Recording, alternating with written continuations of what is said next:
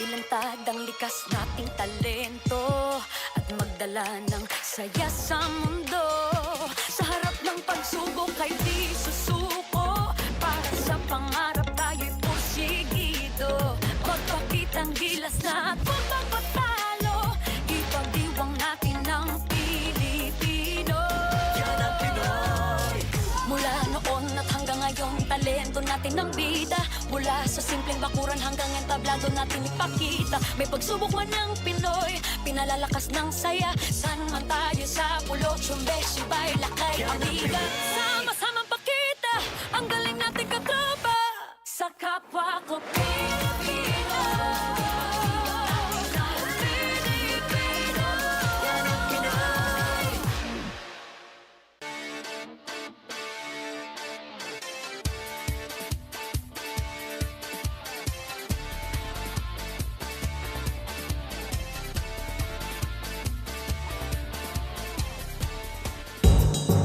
Makaraan ang isang linggo po ng FIBA Basketball World Cup, nakulugmok sa kalungkutan ang sambayanan dahil sa pagkatalo ng ating mahal na Gilas Pilipinas. Ang katanungan, anong nangyari? Pag-usapan po natin ngayong umaga, di paano? Bango na! Power and Play na! Power and Play with Com Noli Iyala. Isa pong maganda, bagamat maulang umaga sa inyong lahat mga kapatid. Magandang umaga Pilipinas. Nagmumula po sa TV5 Media Center dito po sa 1PH Studios. Ito po ang Power and Play. Hatid sa inyo ng Cherry Loom. Ang yerong may aluminum, Cherry Tigo, it's fun to drive. Chooks to go, ang nag-iisang manok ng bayan. True religion where passion meets power. And of course, we are powered by Smart. Live more with Smart. Kinakamusta po natin lahat ng ating mga tagapakinig, tagapanood at mga suki, mga parokyano ng Power and Play sa buong Pilipinas po. Lalong-lalo na ang mga nakikinig po sa Radyo 5, 92.3 True FM. Dito na po tayo sa Totoo at sa 1PH on Signal TV. Naimbag na bigat kada kayo amen sa ating po mga suki dyan po sa Hilagang Luzon. At of course, mayong buntag kaninyong tanan sa lahat po ng mga nanonood sa Kabisayaan, sa atin naman pong Facebook Live na palabas. No? Again, sana po nasa mabuti kayong kalagayan. Bagamat nag-uulan at talaga naman pong patuloy, sana wala pong nagkakasakit at maayos ang inyong kalagayan. Alam niyo po yung ulan, parang nakikiramay sa sambayanan dahil sa nangyari sa ating koponang Gilas Pilipinas sa unang dalawang stage ng FIBA Basketball World Cup. Well, again, ang facts po napakasimple, hindi pa po nanalo ang ating koponan. 0-3 dun sa group stage at natalo po sa classification round nung isang araw laban sa South Sudan. Kaya po hanggang ngayon ay wala pa tayong panalo at natanggal na po tayo sa World Cup sa mga susunod na rounds at natapos na rin po ang ating paghahabol ng isang Olympic slot patungong Paris sa pamamagitan nitong World Cup. Last week talagat po tayong punong-puno ng excitement. Talaga naman pong pag-asa ang ating bit-bit nung nagbukas ang FIBA Basketball World Cup. Subalit halfway through these competitions, ilugmok po sa kalungkutan. Balot sa napakaraming katanungan at of course parang dismayado ang ating mga kababayan. Kasi marami po tayo talagang katanungan. Ano ba talaga? Saan ba tayo nagkamali? Bagamat ang tagal po nating naghanda, bakit po ganito ang naging resulta? Sino ba ang dapat sisihin? Meron ba tayong dapat ginawa na hindi nagawa? Meron bang pagkakamali sa mga desisyong ginawa? At ano ba ang dapat gawin para po ito ay maiwasan sa mga susunod pang mga competition ng ating bansa? Particularly dito po sa ganitong klaseng level ng laban. Alam niyo po ang masakit dito ay tayo po ay home court. At kaya naman po napakalaki ang pag-asa ng ating mga kababayan at napakalaki din po ang pag-asa ng ating basketball community at ng buong Gilas Pilipinas organization. Kaya po nakalagang nakaka-disappoint ang nangyari. Oo, at lumaban po tayo. Oo, at kahit papano ay tayo po ay naandun sa loob ng laro. Hindi po naman tayo nilamangan na napakalaki. Pero hindi po sapat kasi ito pong mga laban na to, tila winnable games. Kaya pong ipanalo. Subalit hindi po natin nagawa. Kaya po yung mga katanungan na yan ay ating pong pag-uusapan at hahanapan po natin ng kasagutan ngayong araw pong ito. Marami po tayong magiging bisita para pag-usapan ng FIBA Basketball World Cup. Mamaya po ang mga miyembro ng 1974 Philippine team na lumaban sa FIBA World Championship, yung po pong pangalan noong araw sa Puerto Rico. Ang kasama po natin sila Mon Fernandez sa El Presidente, si Mr. Clutch Francis Arnaiz at ang isa sa pinakamabilis na player ng bansa, si Yoyong Martires. Makakasama po natin mamaya yan para pag-usapan ang kanilang karanasan noong 1974 at ang kanilang mga impressions ngayon pong 2023 World Cup. Mamaya din po makakasama natin at ilalagay natin naman ang spotlight sa ating bagong hirang na national coach ng Philippine Women's National Football Team, yung Pilipinas na lumaban dun sa FIFA Women's World Cup. May bago tayong coach, si Coach Mark Torcaso. Mamaya po ay ating pong pag-uusapan yan at ating pong itatampok. At sa ating fast take, abangan nyo ang mga maiinit na usapang kasama si Homer Sison at si Coach Mark Molina sa ating fast take. So marami po tayong pag-uusapan. Kahit malungkot, dito lang kayo sapagkat marami po tayong maiintindihan at sana masagot na mga katanungan. So simulan na po natin muna sa balitaan sa pamamagitan ng ating Sports Weekly Highlights. Power and Play with Noli Iyala. May one last chance na lang ang Gilas Pilipinas para makakuha ng panalo sa FIBA World Cup. Makakatapat ng national team ang China mamayang gabi sa kanilang kahuli-hulihang game dito sa World Cup. Nauna nang nawala ang tsansa ng Pilipinas sa automatic spot sa Olympics matapos matalo kontra South Sudan noong Huwebes. At mapapanood po yung laban na yan mamaya sa One Sports, One Sports Plus at sa Pilipinas Live app. Sa ibang balita sa FIBA World Cup, unbeaten pa rin ang Team USA sa tournament matapos talunin ang Montenegro para simulan ang second round 85-73. Lumamang pa nga sa unang dalawang quarter ang Montenegro pero nanaig pa rin ang talent ng USA na tumakas sa crunch time. Good news naman sa athletics. Muling gumawa ng kasaysayan si EJ Obiena matapos makuha ang silver finish sa 2023 World Athletics Championship sa Hungary. Ito na ang pinakamataas na finish ng Pilipinas sa tournament, kasunod ng bronze medal ni EJ noong isang taon. Nakuha niya ang second place matapos maklear ang 6-meter mark. Up next para kay EJ ang Asian Games at paghahanda para sa 2024 Paris Olympics. Speaking of Paris Olympics, gusto raw lumaban ni pambansang kamao Manny Pacquiao sa Olimpiada sa 2024.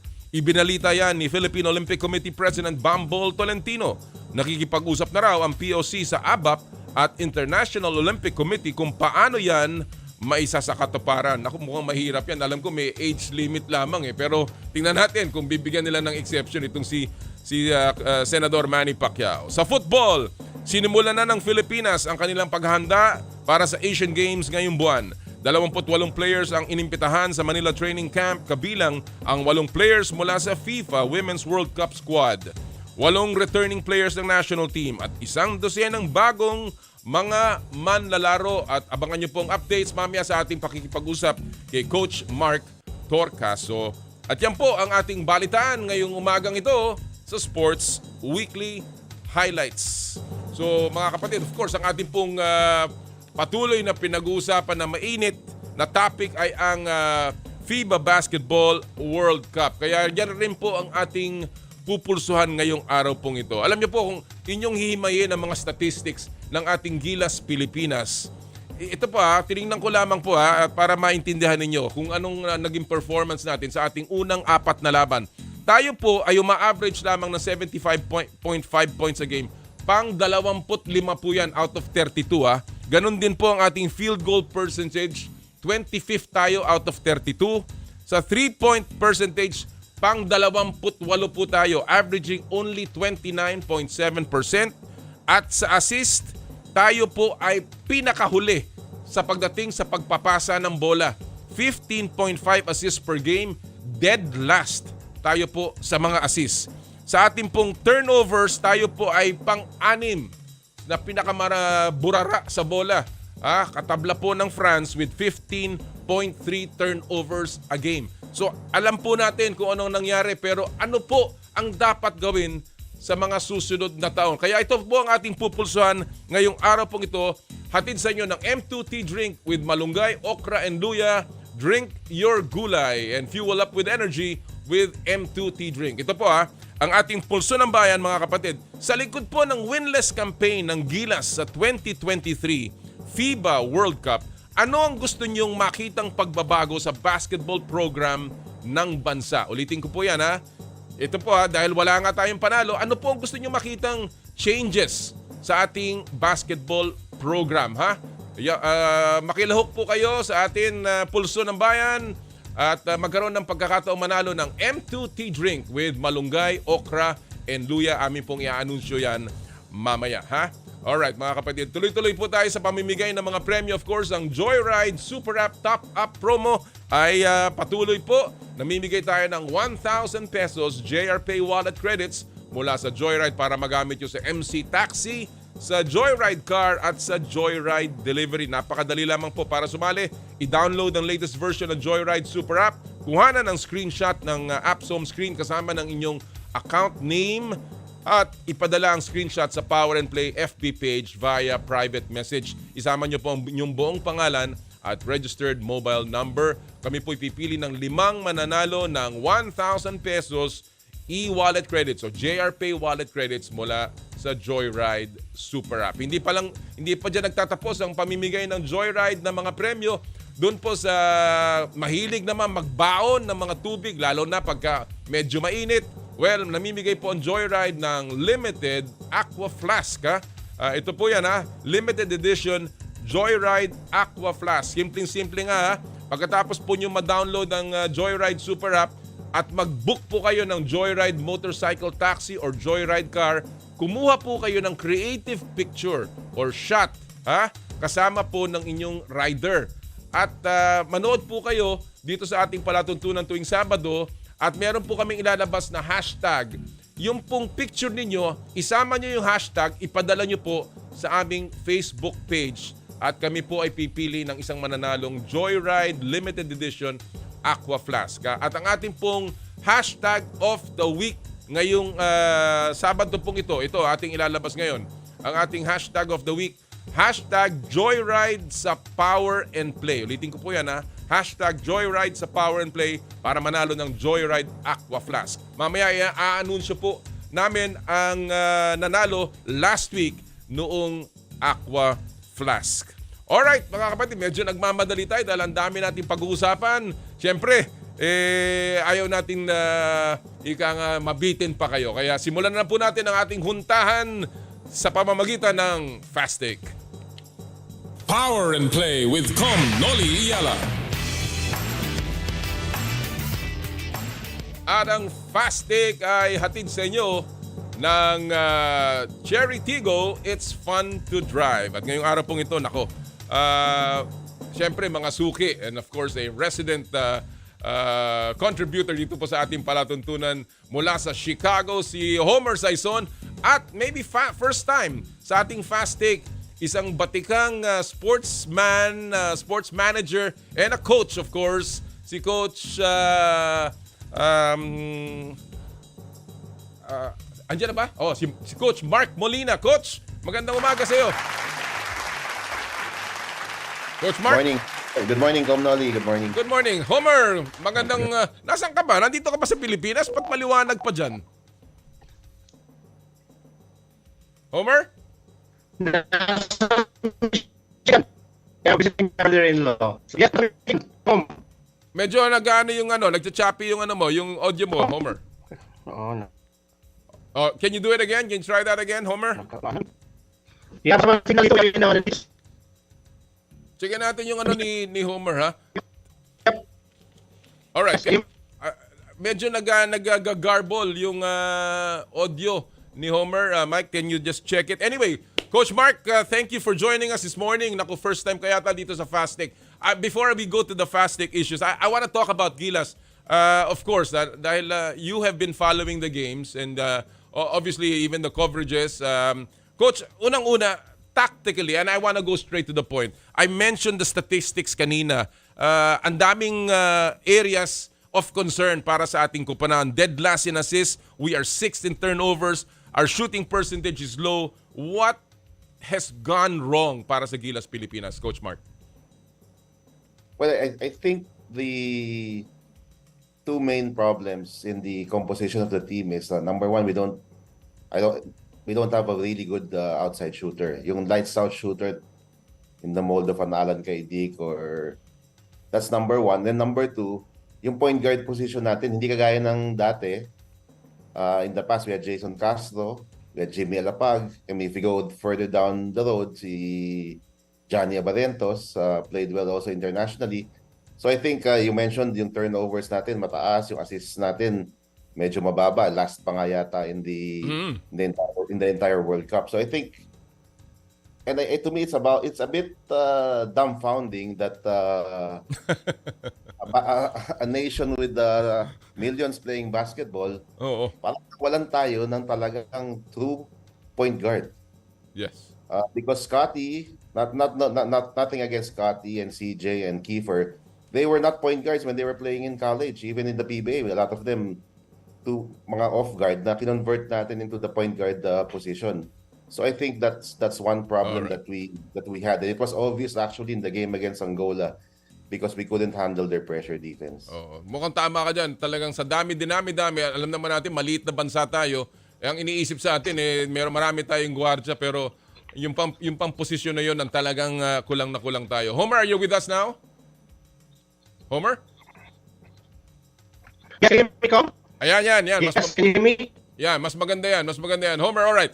Let me ask you, Homer. I know it is a big disappointment to many of the basketball fans sa mga naglalaro and of course sa mga manonood, mga kababayan natin. But was it totally unexpected or did you see signs that this was coming, Homer? Well, I did. To be honest, I was hoping we'd beat Angola and we had a fighting chance against the Dominican Republic. And the fact that we lost also to South Sudan, which was around 40, and as Lou Deng himself said, a rebuilding team, tapos pinalo tayo, and to be beaten badly compared to Dominican and Angola. I was surprised, specifically on that South Sudan game, Commissioner, and very disappointed, like many other millions of Filipino basketball fans. I wanna ask this kasi tinitingnan ko yung mga numero, and of course even in that game against South Sudan, Coach Mark, at the end of in the third quarter, yung fight back natin, karamihan ng pinasok ni Coach Chot doon yung kanyang inaasahan at naglaro ng pinakamaganda, no? And most of them, if not all of them, hindi naglalaro sa PBA. And we're talking about Clarkson, Ramos, Edu, Soto, Abando, and Kiefer. Bakit naging very effective itong mga to? And yung mga kagaya ni Scotty, ni Japet, ni CJ, ni Malonzo, parang nawala yung laro. What do you think is your analysis here, Coach Mark? I like the lineup of Coach Chot, how we started the third quarter. Because he used Dwight Ramos dito as a power forward, and then marami siyang wings. So I think Renza Banda was there together with Clarkson. So maganda yung spacing. We only had one big man there in that lineup. It was AJ Edu, and then later on si Kai. Tapos nagsabay sila towards the end. It was faster. So defensively, mas mabilis silang mag-rotate on the shooters of South Sudan. And then offensively, when you have a lot of ball handlers, the spacing was definitely better. So we were able to make a run. Ang problema, because we didn't rotate anymore. You mentioned the PBA players didn't play much already in that second half, so we couldn't really sustain it. But the 6-7 players who played in that third quarter really did a good job, and I think that's because it was a faster lineup. Number one, they were more used to the speed of the FIBA game, and then there was a bit more outside shooting in that lineup because Dwight played at the power forward position. Homer, given that, no, nakikita natin yung kakulangan. And obviously, napaka disappointing. Inaasahan natin yung mga veterano natin, the PBA stars, no, would really help out, no. What changes do you want to see in terms of, I guess, the program itself and how the PBA can actually contribute? Well, Commissioner, the current, all I know, it's so hard because it's so complex having to change your program. Pero para sa akin, Commissioner, we have to adapt to the international game. Fast play, spacing, almost positionless basketball, and we need shooters, and also not necessarily point guard, ball carriers, Commissioner. Yun ang sinasabi ni Coach Tab when he was with you last week. But it will take. But after the World Cup, I will announce there will be a big change in the SBP, and if the fall into place, I will make an announcement. I will make the story na may plano ang SBP. There will be a program in which some of our players will be brought to the United States for a 2-week training. NBA coaches will help them out. So things are looking for our program, Commission. But we have to go through this pesky storm right now. Like it will be tomorrow. So this is not the eye of the storm. Tomorrow game will we go. Talaga bagyo, Commissioner. All right. Well, medyo we're waiting for that announcement at maraming umaasa na talagang magkakaroon ng real na pagbabago. Hindi lamang in the small picture but also in the big picture. Of course, we have a lot of our opinions there pero that's for another story. All right, let's go to our fast take issues of the morning. Mark, you're new here so you're given a minute to answer. Walang tama, walang mali. Ang opinion mo ang mahalaga and of course, bato-pato sa langit, tamaan, wag magagalit, wala namang mapipikon sana sa ating mga kasagutan. Alright, ang ating unang issue, of course, all of our questions today ay patungkol sa FIBA World Cup. A lot of the blame has been placed on Coach Chot Reyes. Maraming humihingi ng kanyang ulo, ng kanyang resignation dahil sa nangyari sa ating koponan sa FIBA Basketball World Cup. So ang ating unang issue, makatarungan ba nasisihin si Coach Chot Reyes sa pagkatalo ng Gilas Pilipinas? I'll begin with you, Coach Mark. 1 minute, go! Well, in any basketball tournament, the responsibility, the accountability of the performance will really be on the head coach. And in this case, yes, because we have not won, we were 0-4, then there should be blame on Chot Reyes for sure.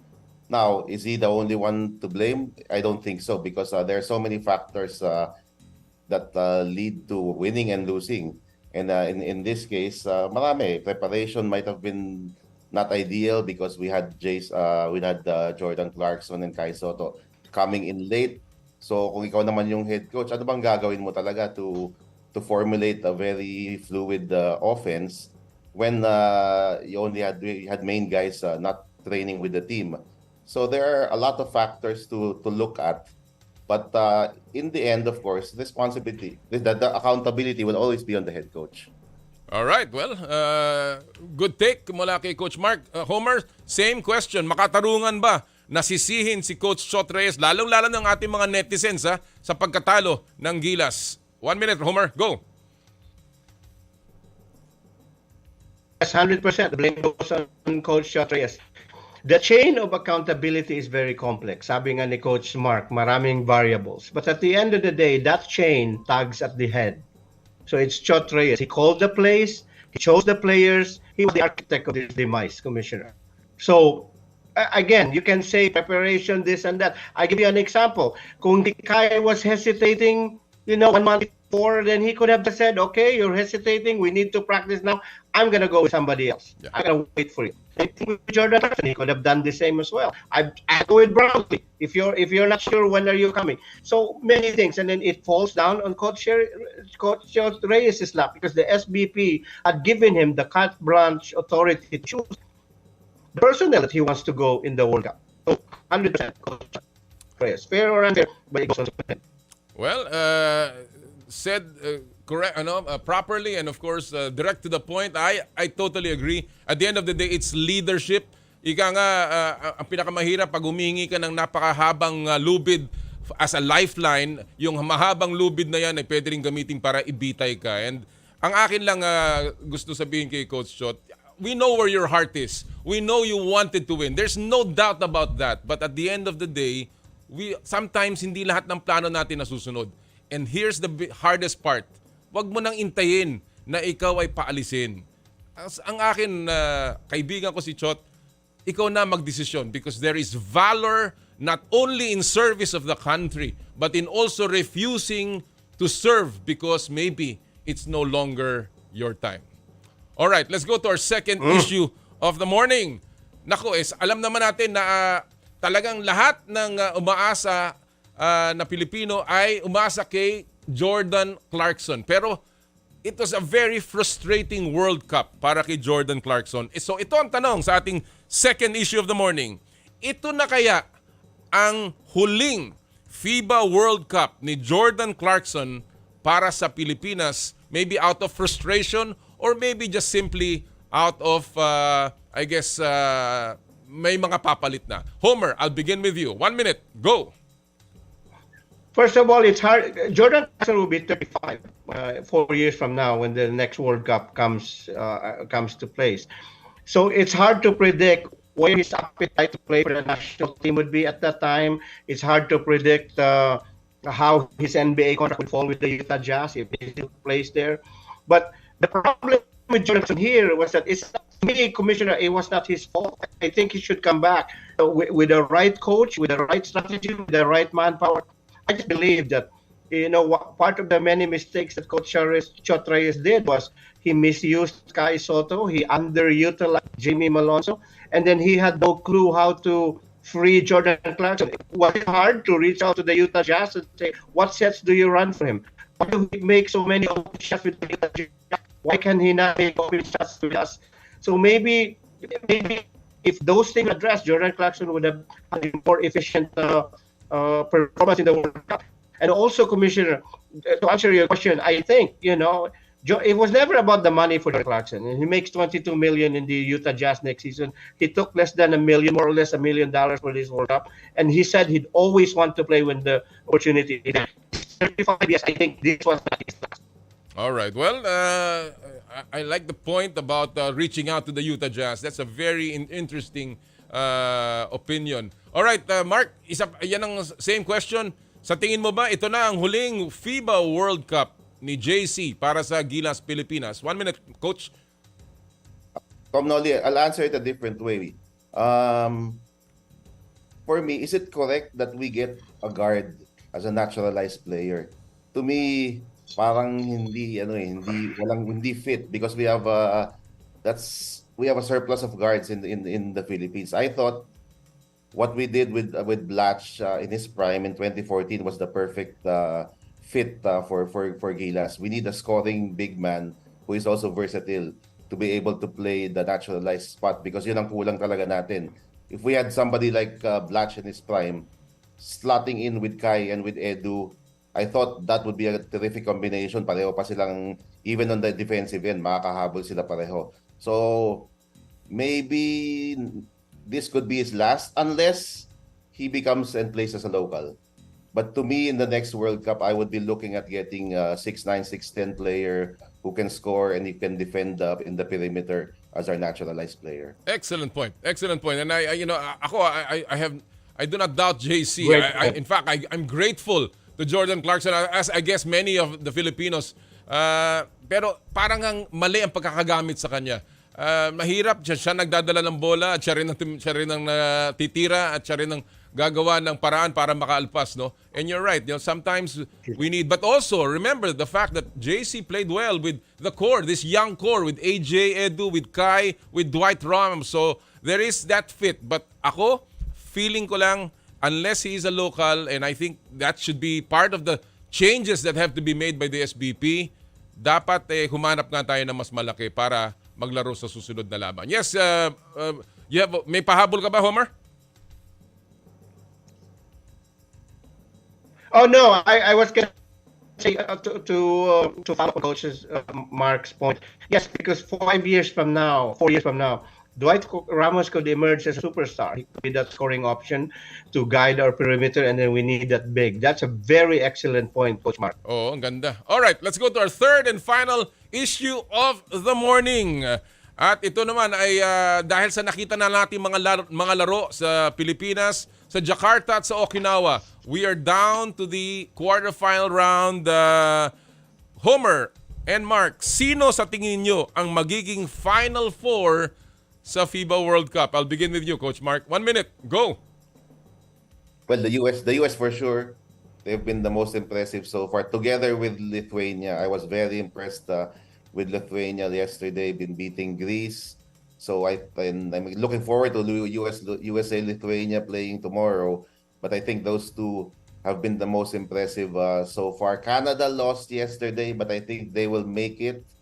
So that's US, Lithuania, Canada, and I would go with Slovenia as the fourth team. Slovenia to me is the dark horse with the way Luka Doncic has been playing in this tournament. He's going to be a tough out because he's been the best player so far in this FIBA World Cup. So those four teams I'd expect to see, although maybe one of Serbia and Italy can sneak in, but I would go with those four teams: Canada, US, Lithuania, and Slovenia. All right. Well, mga malalaking teams yan, and of course, a lot of NBA stars will descend upon dito sa ating basketball courts. Homer, same issue. Sino sa tingin mo ang magiging Final Four ng FIBA World Cup? 1 minute, Homer. Go.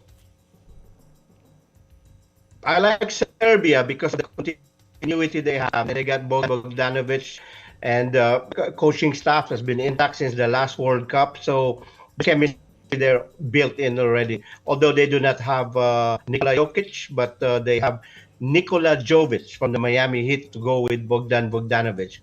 I like Canada because, even they have Jamal Murray, they have 7 NBA players, Commissioner, led by Shai Gilgeous-Alexander. They have Dylan Brooks. The defense is there. They've been blowing out the opposition.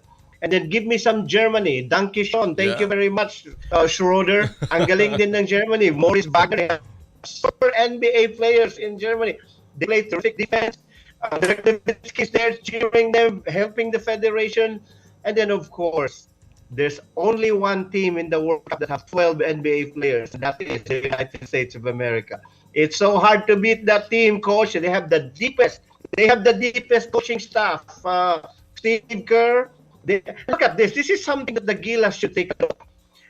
The Gilas did not have a coach from the college to be able to understand the vagaries or the nuances, not vagaries, the nuances of the college and international game. Itong sa US team, they have Mark Few of Gonzaga, been getting that school to the Final Four multiple times, and they have Jay Wright of Villanova, who won 2 national titles with Jalen Brunson as his point guard, and Michael Bridges is a power forward. So those coaches with the college and the melding of the brain power, Commissioner, USA, so hard to beat. Well, alam naman natin yan. They were always the favorite. I like the choices, of course. I'm going with the USA, Slovenia. I think Canada should be there, and I think Germany. But I think the dark horse could still be Serbia. I really think that the experience will come into play, and of course, the Serbians are a superpower. But alam mo, on your point, Homer, Goldwyn Monteverde was part of this coaching staff nung simula. Nawala si Goldwyn Monteverde sa coaching lineup ng Gilas Pilipinas very quietly without any fanfare. Something happened, hindi na siya naisama, and I think you're right. They should have maybe included Coach Goldwyn doon sa Let me get a theory. May theory ako, but this is just a theory. This is pure conjecture. Monteverde is identified with UP, obviously. SBP is identified with the MVP group. Okay, hello. All right, well, That's the problem. Politics. The politics will always come in and nako, yan ang mahirap. Dapat alisin talaga natin ang politika pagdating sa sports. Gentlemen, marami pa tayong pag-usapan. I really hope that we can have more time. Dapat yung podcast natin, Homer, matuloy na talaga. And Coach Mark, as always, I always listen to you. You are really doing very well. Congratulations on the coverage. And thank you for joining us this morning. Thank you, Com. Thank Coach you. Coach Mark is a revelation. Rising. Galing. Really good. You found another gem. Really good. Galing. Very really good. Thank you so much, gentlemen, for joining us sa Power and Play. Power and Play with Com Noli Iyala. Mga kaibigan, si Homer Saison and si Coach Mark Molina on Fast Take. Very, very good takes today para sa ating mga issues. Napakabigat, napakaraming masalimuot na topic, pero again, they were able to really put it concisely para makita natin, maintindihan natin. Alright, bago tayo mag-break, isa muna pong paalala mula sa ating mga kaibigan sa Smart. Puso Pilipinas is a movement to celebrate the Filipino athlete powered by Smart. Follow them on Facebook, Instagram, Twitter, and YouTube. Get a chance to win exclusive Puso Pilipinas merch by sharing their Facebook page in your social media accounts with hashtag Puso Pilipinas. The Giga Life app is the latest mobile app from Smart that lets you discover and enjoy your passions with the different Giga promos. It can be downloaded and used by Smart Postpaid, Smart Prepaid, Bro Prepaid, and TNT subscribers via the Apple or Google Play Store. What can the Giga Life app do for me?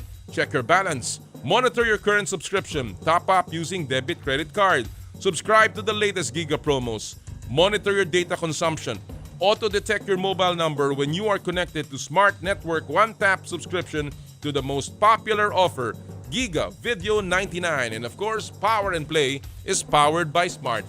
Live Smart!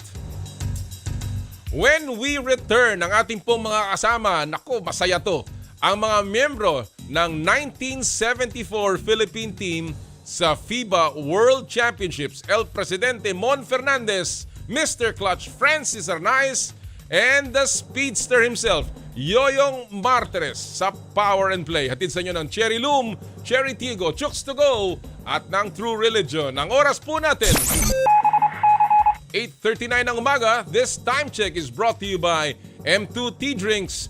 Drink your gulay and fuel up on energy with M2 Tea Drinks with malunggay, okra, and luya.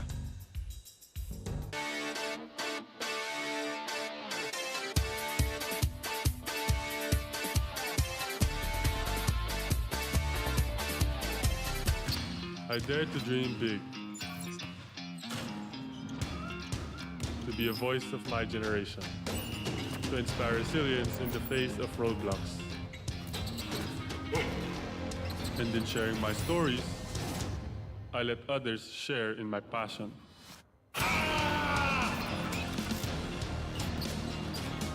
Follow Kai's stories on Twitter and share yours with Smart Double Giga Stories. Share 2 times the passion with 2 gigabytes for Twitter and more. Guaranteed every day, plus data for all sites. Simple, smart ako.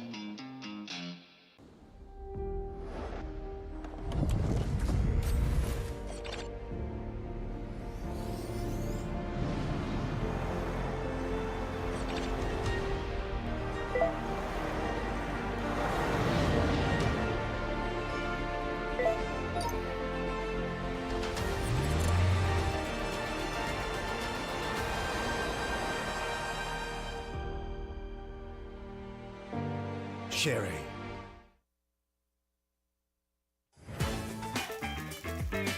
Nag-uumapaw sa real chicken juice.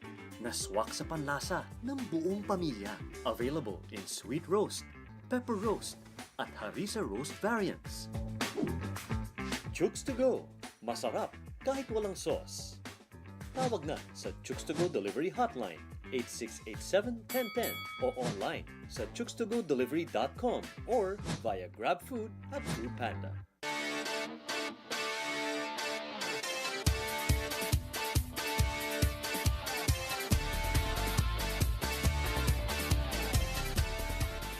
Pinarangalan ng PMAP bilang Radio Station of the Year. Radyo 5, True FM. Dito tayo sa totoo. Mukhang kailangan ko na naman palitan ng bubong ko, pare.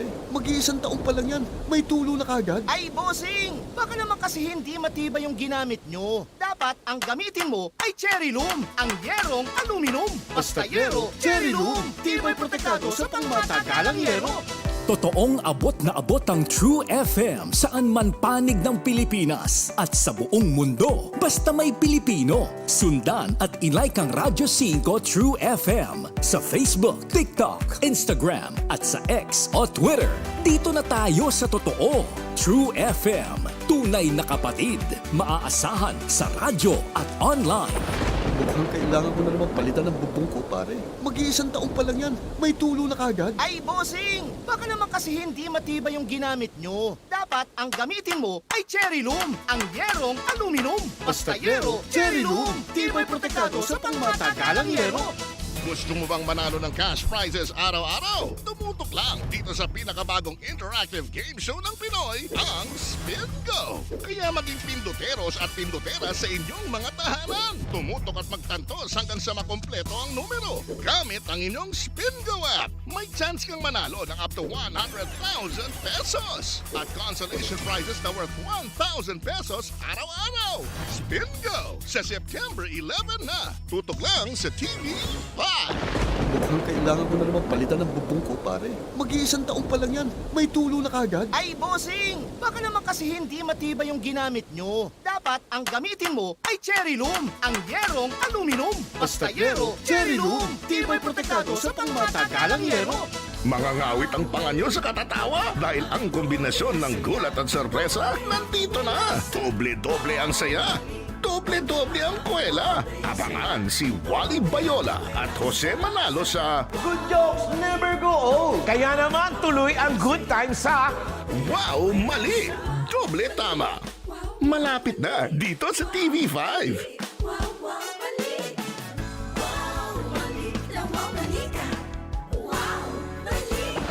Mukhang kailangan ko na naman palitan ng bubong ko, pare.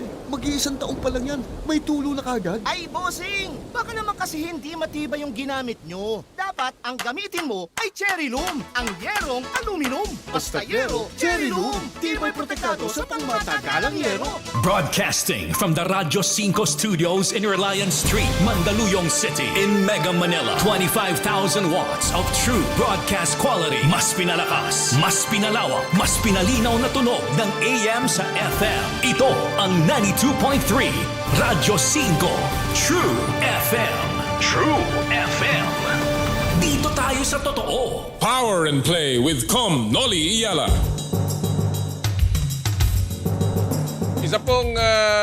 Isang pagbati lamang mula sa atin dito sa mga nagbe-birthday celebrants. Bago natin pasok, gusto ko pong batiin ng isang happy birthday yung aking anak, si Lexi Iyala. Hindi si Lexi po, hindi po si Alex Magpinsan po yan. Si Lexi is my daughter. She is in Chicago. It's her birthday. She's in Northwestern University's Kellogg Business School. Happy birthday, Lex. I hope you're enjoying your birthday. And of course, isa rin pong pagbati kay Congressman Eski Estrella. Happy birthday ng Abono Party List. Happy birthday kay Congressman Amben Amante ng aming pong distrito sa San Pablo. And of course, kay Congressman Edwin Olivares ng Parañaque. Happy birthday ang ating mga kaibigang mga congressmen na patuloy pong nanonood din at sumusuporta sa pagdating sa mga sports. Alright, at this point mga kapatid, alam niyo po, in 1974, tayo po yung nagpadala ng kuponan sa FIBA World Championship. Noong panahon na yun, ang tawag pa ay World Championship, hindi World Cup. At ito po ang huling kuponan sa international competitions na nanalo hindi lamang ng isang beses kung hindi 2 beses sa World Championships. They were the last team to do that. Of course, nag-intay tayo ng pagkatagal-tagal, 39 years bago muli tayong panalo dyan po sa World Cup noong 2013 or 2014. No? Ano pala yun? 40 years bago tayo nanalo muli. At of course, ngayon, nag-iintay pa rin tayo ng panalo dito sa 2024. or 2023 edition. Well, mga kaibigan, makakasama po natin ngayon mga miyembro ng 1974 Philippine team. Walang iba kung hindi si Don Ramon Fernandez and Mr. Clutch Francis Arnaiz. Magandang umaga, Mon and Francis. Thank you for joining us this morning. Yes, good morning, Nolly and Francis. Good morning to all your followers, your televiewers. Good morning. Daghang maayong buntag from Cebu. Hi, Mon. Kumusta? Hi, Francis. Hello, Commissioner. Been a long time, huh? Been a long time. Grabe, ang tagal. Alam nyo, hindi pare-pareho na tayong mapuputi. Si Mon na lang ang maitim ang buhok eh. Kaya, Mon. But Francis, you look great. It's great to see you. Unang-una, kamustahan mo na. What brings you back muna, Kiko, dito sa Maynila? Well, I come every year, most of the time. Taon-taon nandito ako. Pero this time, napaaga lang ng konti dahil birthday ng mom ko this month. Oh, wow. And the FIBA game, the World Cup. Wow, all right. Well, that's good. Oh, by the way, andito na rin po ang dating, of course, miyembro din ng 1974 team, Yoyong Martires. Yong, magandang umaga, boss. Magandang umaga. Idol, good morning. Good morning. Going. Good morning. Good morning. Magandang magkasama-sama ka. Kamustahin ko muna si Mon. Mon, kamusta? Alam ko, you were forming a foundation after your days with the PSC. Kamusta ang trabaho outside of the government? Okay lang. We're a private citizen now working on the foundation, planning some fundraising projects for this year and early next year, Nolly, so we can start our advocacy programs and advocacies of the foundation. Yeah. Excellent. Talagang inaabangan namin yan, lalo na sa sports community, na suportahan ang foundation ni Ramon Fernandez. Mon, can you just, kung pwede, landscape natin ng konti yung telepono mo, just in case, kung pwede mong magawa yan. Yung... I'm using an iPad but I don't know how to do this. Okay. Kasi ako rin, alam mo naman tayo, pare-pareho tayong mga senior. Yoyong, Vice Mayor, kamusta po? Kamusta ang buhay? Ano ba ang pinagkakabalahan mo ngayon, Yong? Yung pagkakabalahan, talaga permanente yan. At tao ka pa lang, problema na. Hanggat na tumanda ka na, may problema pa rin. Pero masaya lang tayo lahat. Sana masaya ka, pare Kiko. May nagtanong kita, Mon. Kumusta po kayo? Yoyong, kumusta? Bote, dito naman tayo sa Pasig. Oo, siyempre. Hindi ko nakita si Francis for 30 years ata. Buti nakita kayo ngayon. Alam ko pag dumarating ka rito, hinahanap mo ako eh. Dahil alam talaga tayo yung magandang lalaki rito sa 1972. Dali lang. Teka, may kwento ako sa iyo, Yoyong. Yes, sir. Nanood ako ng game siguro 2 years ago dito sa Araneta. Yes, PBA game. So, alam mo, lumabas ako sa Jumbotron, di ba? Yes, sir. May narinig ko yung sa likod ko. Sabi, tiningnan yung Jumbotron. Sabi niya, sino yan? Ako ang tinitingnan. Sabi niya, sino yan? Sabi nung isa, si Yoyong Martinez.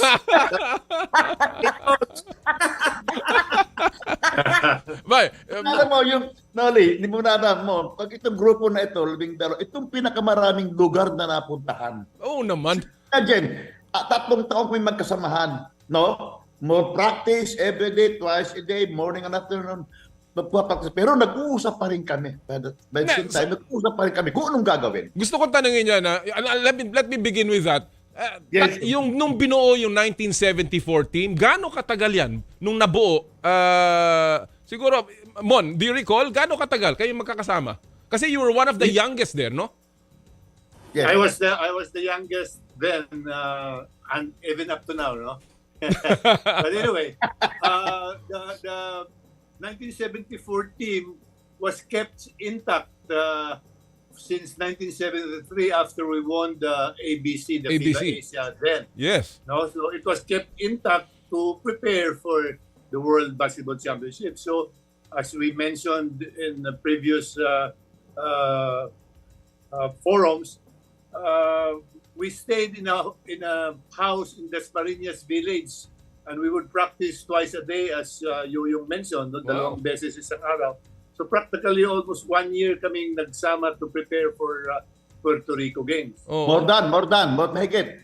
2 years. Yeah. Oh. Well, Kiko, you were all amateurs then. Wala pa namang professional league nung araw, nung panahon na yon. Was there some sort of commitment, a buy-in na hinirequest sa inyo? Paano ba kayo pinili dyan?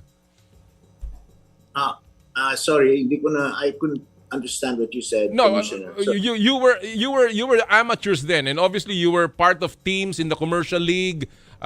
Some of you were in the collegiate. How was the selection made? And at the same time, was there a buy-in? Was there a commitment asked from all of you nung panahon na yon? absolutely. How we were chosen, well, kung tama yung pag-aalala ko, nag-tour tayo ng Philippines, right?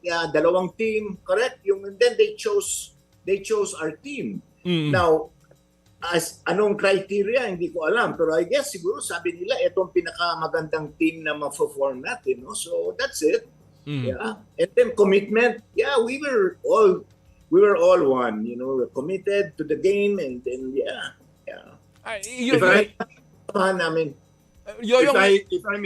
I may add to that, Noli. Yes, go ahead, Mon. There was a tryout. I don't remember how many of us started, but I remember there were two teams, RP Blue and RP White. No, we were trying out in Manila at first. Then we went around the country. We went to Iloilo, I think Bacolod, Davao, Cebu.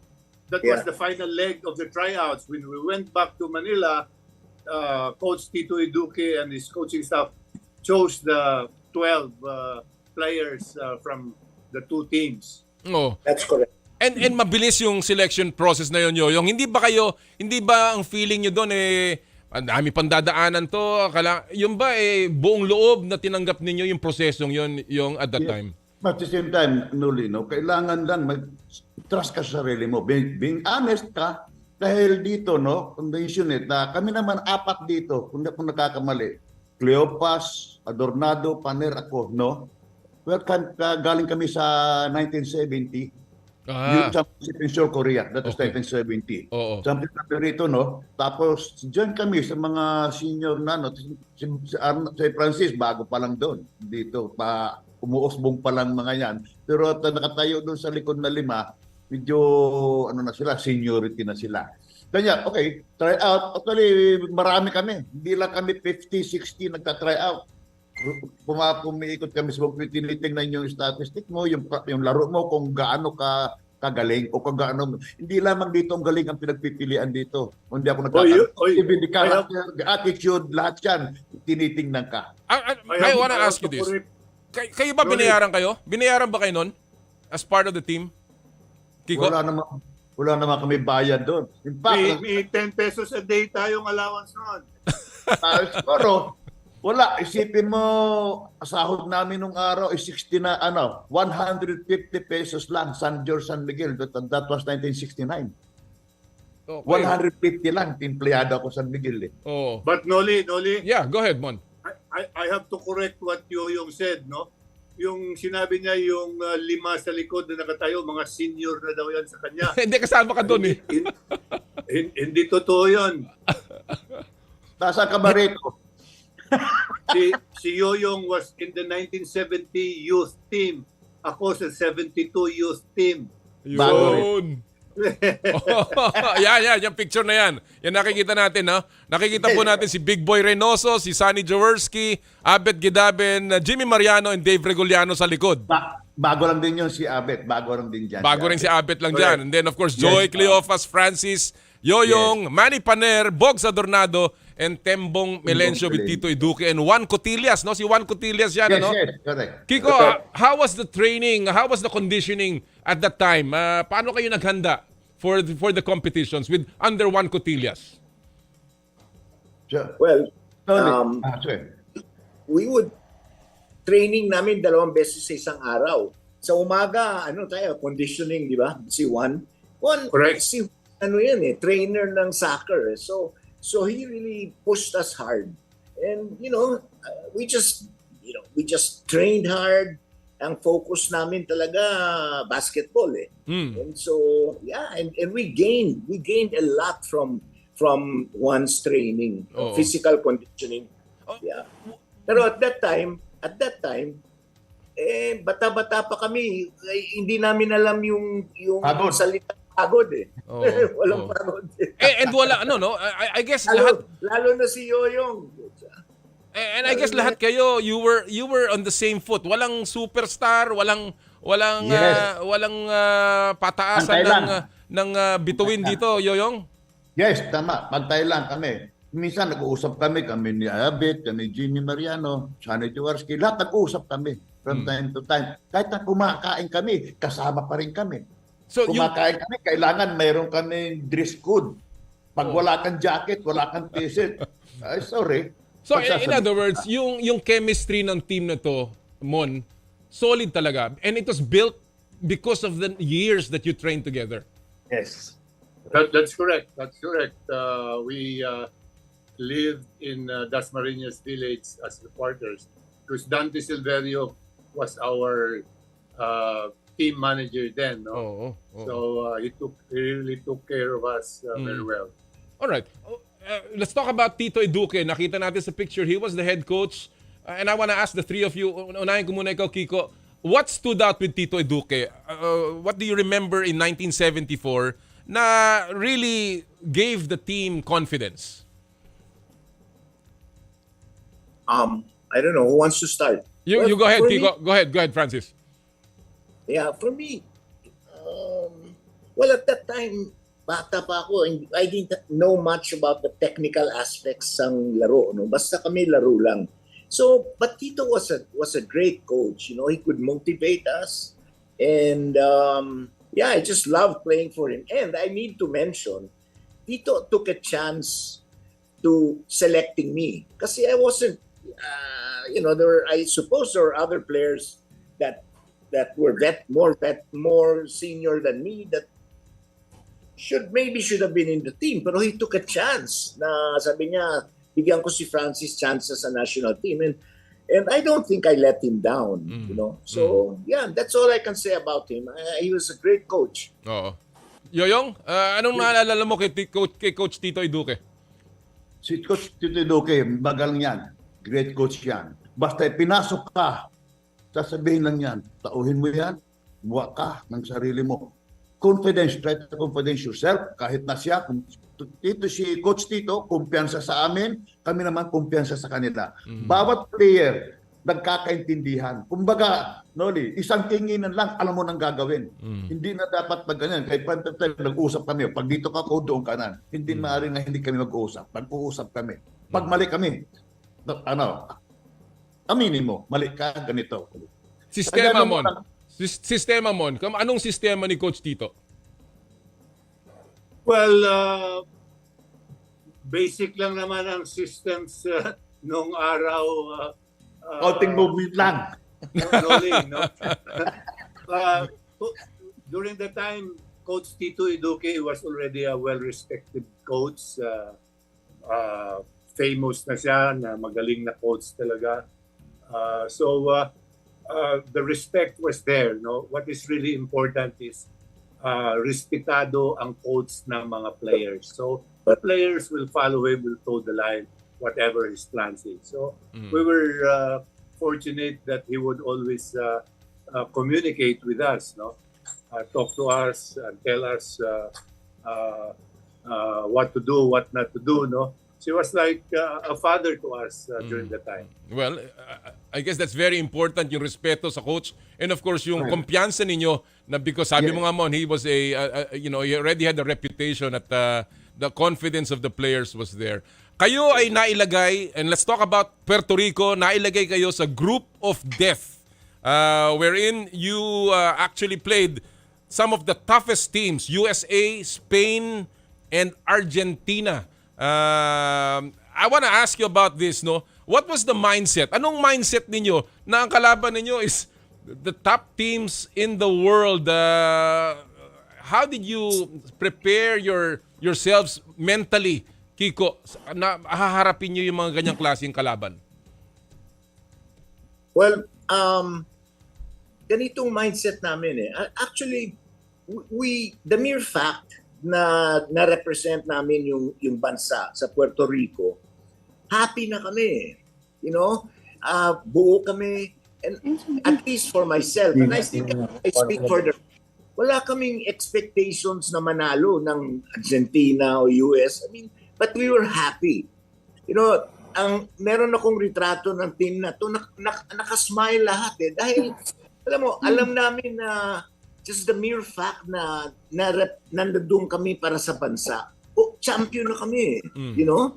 So that was our attitude. So we thoroughly, you know, enjoy the game. You know, walang pressure masyado.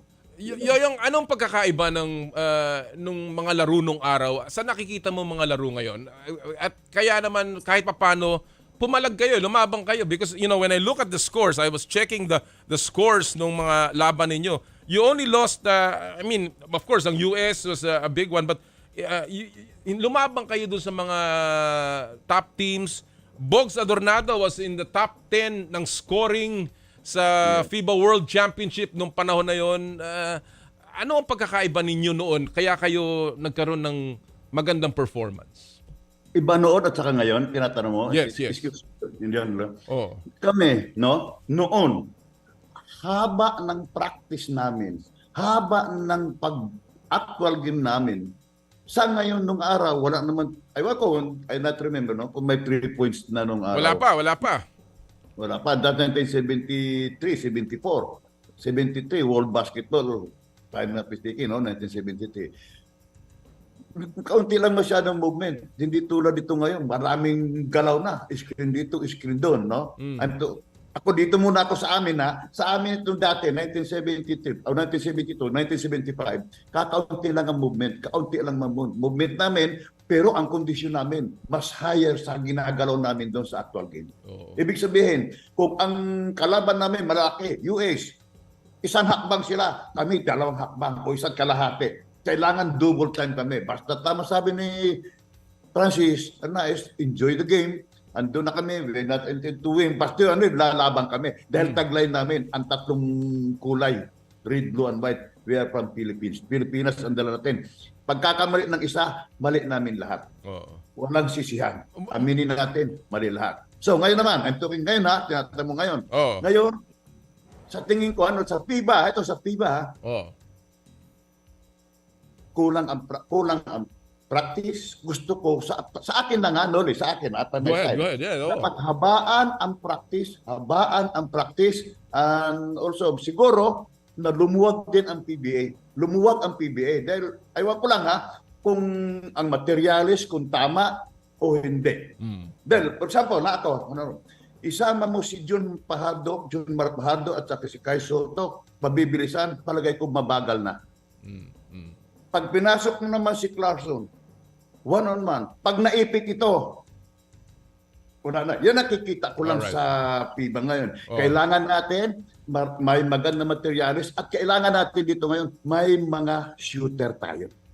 Well, I will go to your assessment of the World Cup mamaya-maya. But before I take a break, Mon, you won 2 games in 1974. Tinalo niyo ang Australia 101-100 at tinalo nyo yung Central African Republic para sa inyong ikalawang panalo. Kayo lang ang kupunan that won 2 games in a World Championship. What was the most memorable part of it, Mon? Ano yung pakiramdam nung panahon na yon, and what stood out for you nung mga panalong yon?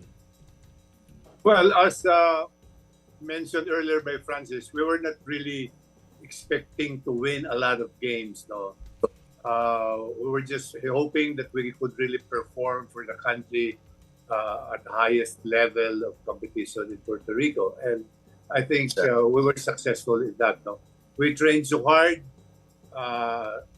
for as we mentioned for 1 whole year, or a little more than a year. The team was prepared. We prepared for that tournament. We were kept intact. So yung samahan namin nandoon na, no? Isang tinginan lang, alam na namin yung mga galaw namin. So really, it was the preparation that made us win those 2 games, Noli. The long preparation, the long training period. Oo. And how much, to the three of you, how much of yung experience nyo in 1974 helped you sa inyong career? Paano nakatulong ito sa inyong mga careers as professional players? Yoyong, ikaw muna, paano nakatulong sa iyo yung experience mo sa World Cup? Sa dami namin games na labas, Hawaii, kung saan-saan, Los Angeles, lahat yan, nagkaroon kami ng experience, no, sa mga laro. That time naman, tiwala kami sa sarili namin dahil kondisyon kami. Yun importante, kailangan kondisyon. Kahit na anong gawin ng kalaban, sige, andun kami. May crook, either kung may nangyari, jumble man o kung ano man, yan ang aming inspirasyon dahil sa samahan namin maganda, the coaching staff, lahat yan, maganda ang aming samahan. Kanya, maibibigay namin ang lahat kung ano man uri ng kalaban namin. Hindi namin naiintindi kung sino kalaban namin.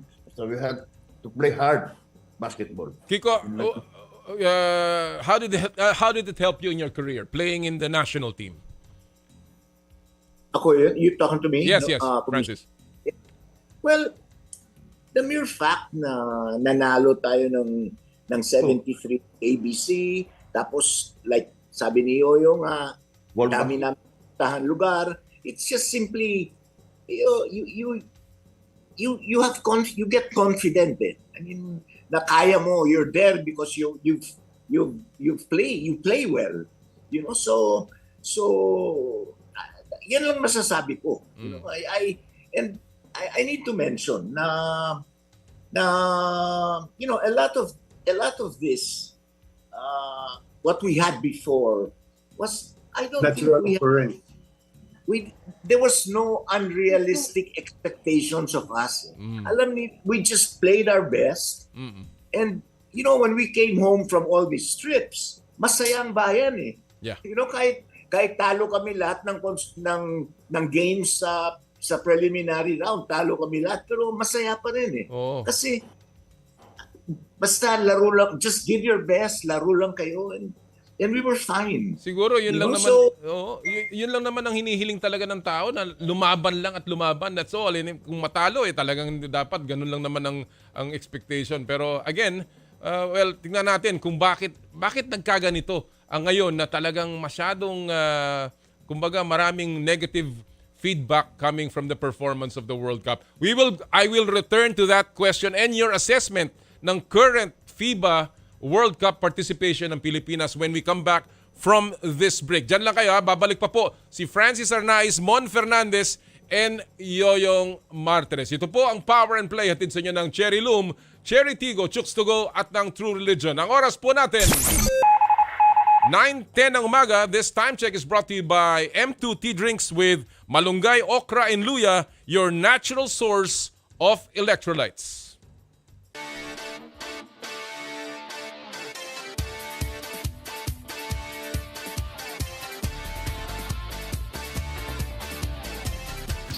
I dare to dream big, to be a voice of my generation, to inspire resilience in the face of roadblocks. And in sharing my stories, I let others share in my passion.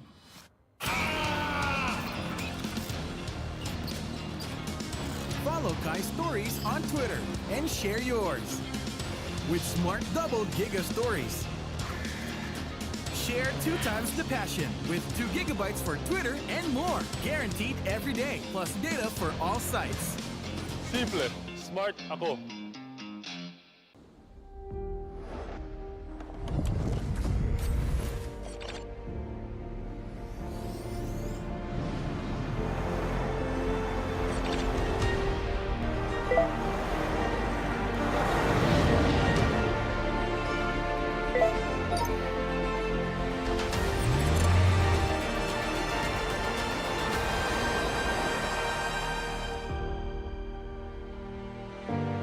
Sherry.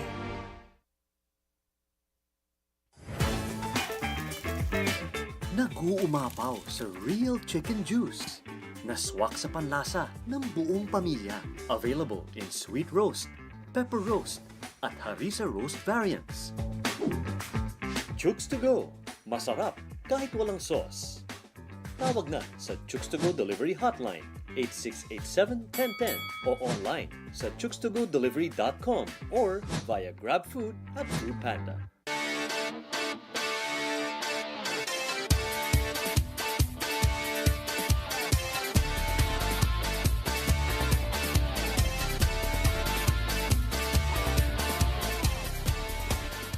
Pinarangalan ng PMAP bilang Radio Station of the Year, Radyo 5, True FM. Dito tayo sa totoo.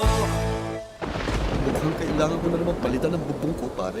Mag-iisang taong pa lang yan. May tulo na kagad. Ay, bossing! Baka naman kasi hindi matibay yung ginamit nyo. Dapat ang gamitin mo ay cherry loom, ang yerong aluminum. Basta yero, cherry loom. Tibay protektado sa pangmatagalang yero. Team Ambida, ready na for round 2. Narinig mo yun asawa ko? Enzo? Aba, may bagong manggugulo. Oh my God! Ganito! May nosy! Paano kaya haharapin ng pamilyang palaban ng bagong hamon ng buhay? Kaya wag nang papahuli dahil Team A may round 2 na. Kasama ang mas masaya at mas malaking pamilya ng Team A. Round 2 tuwing Sabado 5:15 p.m. Ito sa TV5. Mukhang kailangan ko na naman palitan ng bubong ko, pare. Mag-iisang taong pa lang yan. May tulo na kagad. Ay, bossing! Baka naman kasi hindi matibay yung ginamit nyo. Dapat ang gamitin mo ay cherry loom, ang yerong aluminum. Basta yero, cherry loom. Tibay protektado sa pangmatagalang yero.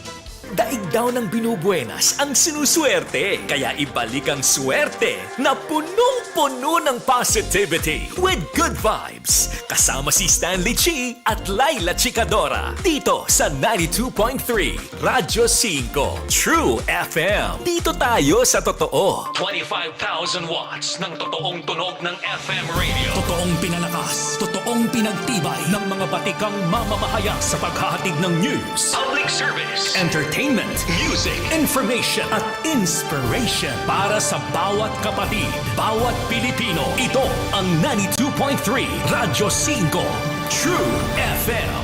Dito tayo sa totoo. Power and Play with Noli Iyala.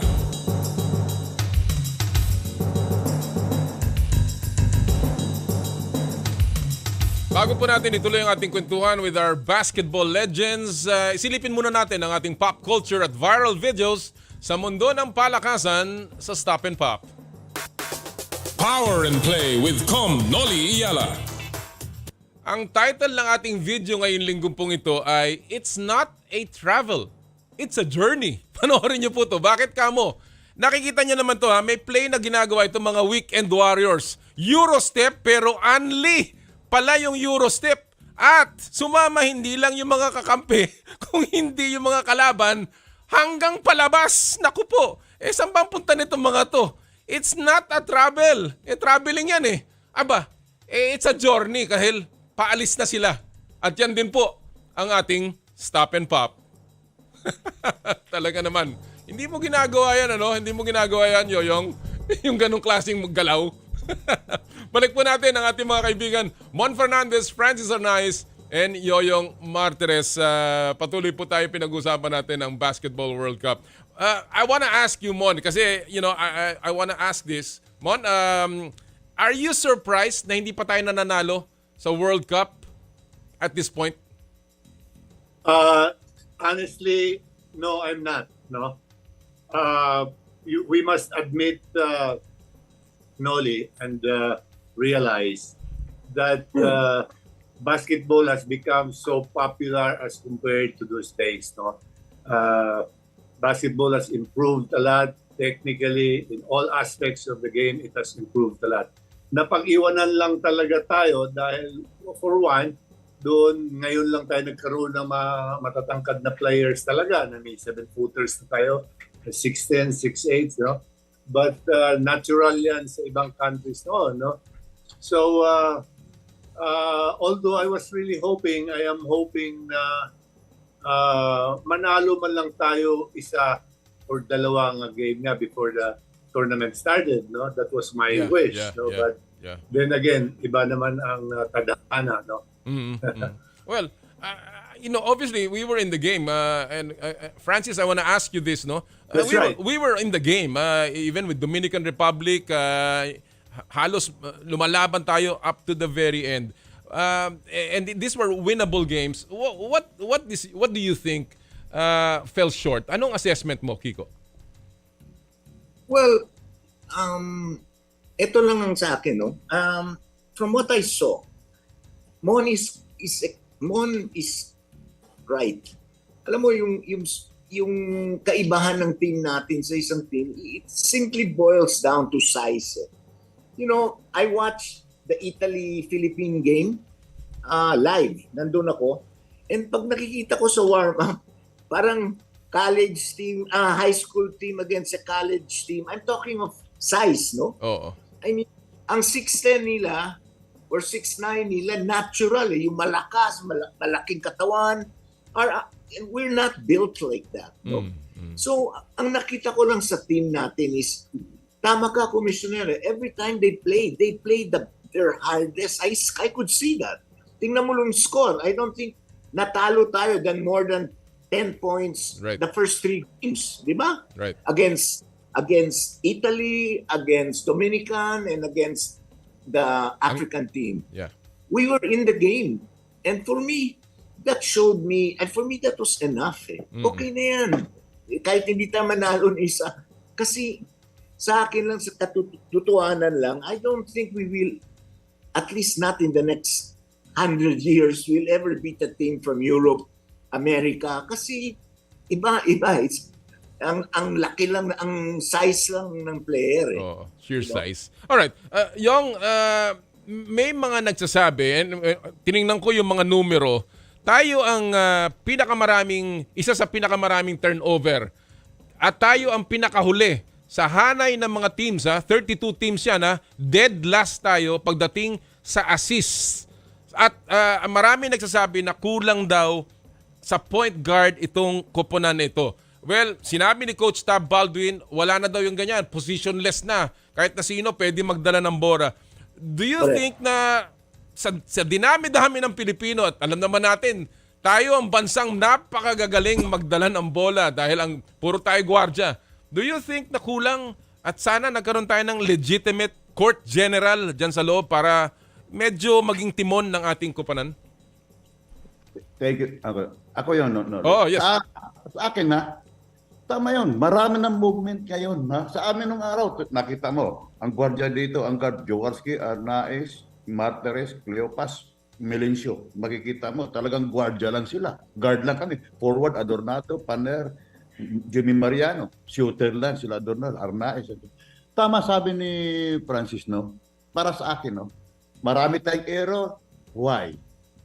Kasi ang iba dyan, they are for 1 week, 2 weeks, nagsama-sama lang. For 3 weeks. I don't think so kung tama yung araw o linggo na pagsasama-sama ninyo. Kumbaga, minsan, pagpasa mo, hindi magkakaintindihan.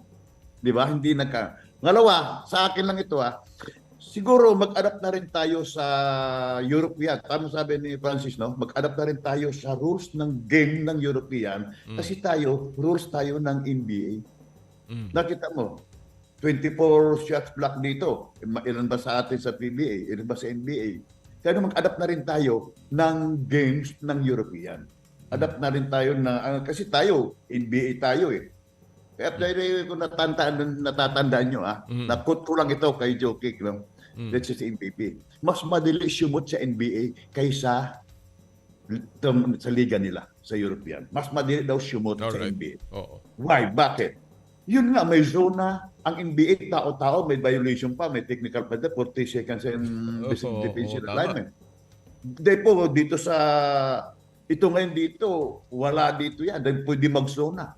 Sabi ni Joke, ang hirap sumot. Sentro ako, pero si Joke, pag naglaro sa NBA, ang yano-yano lang.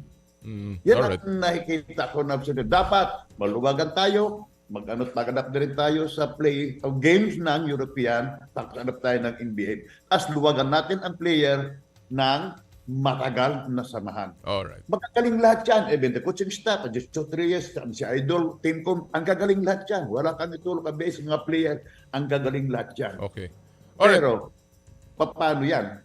Tama kaya itong kombinasyon natin dito sa loob. That's saying, kanina, hindi mo pagsama si Jun Marpahardo, si Kai Soto, babagal ang laro.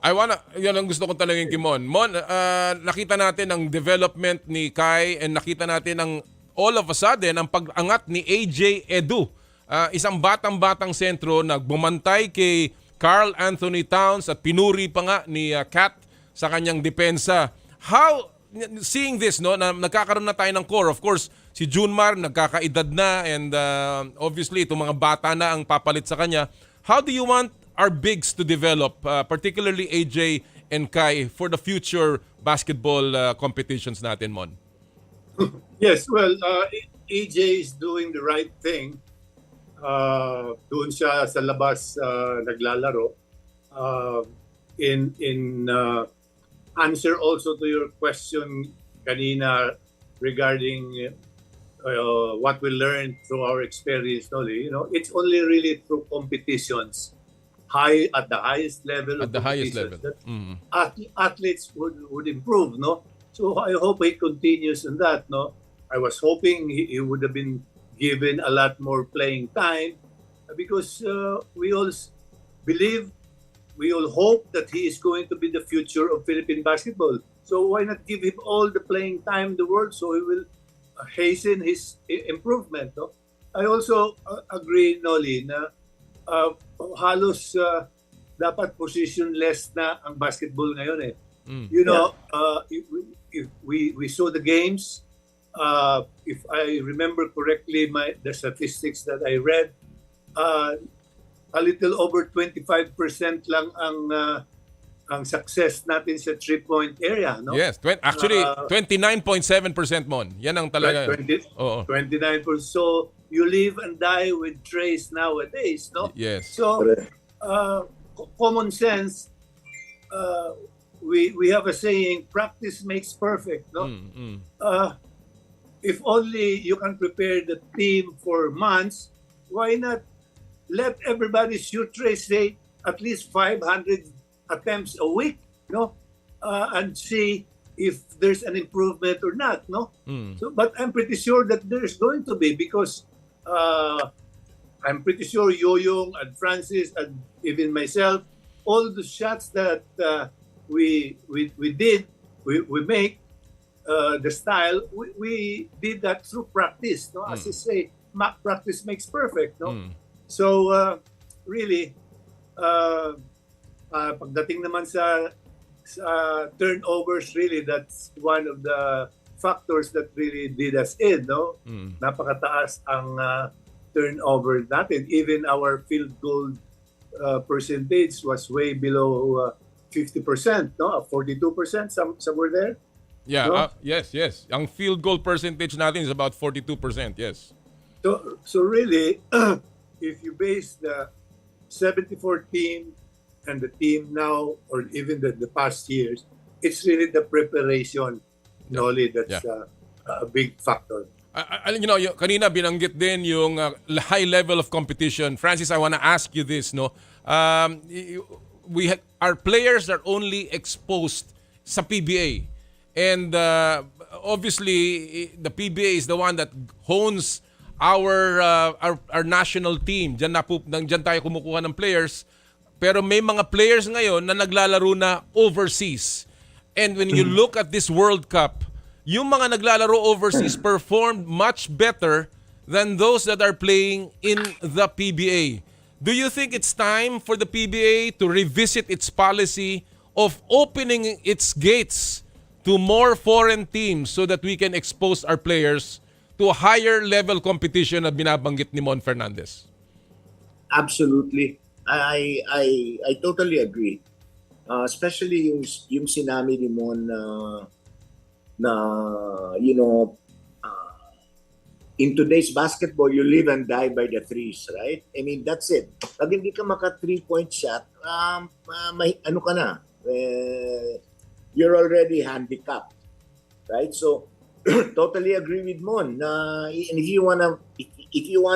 if that's what it takes to make us compete better, you better take 1,000 trees every day by yourself or with the team just to practice that, no? Oo. Pero I wanna bring this out, and that's my point. Na, alam mo, if I'm 6'3" or 6'4", and the one person guarding me is 6'9", 6'10", and just as kasing bilis ko, ang hirap mag 3-point shot eh.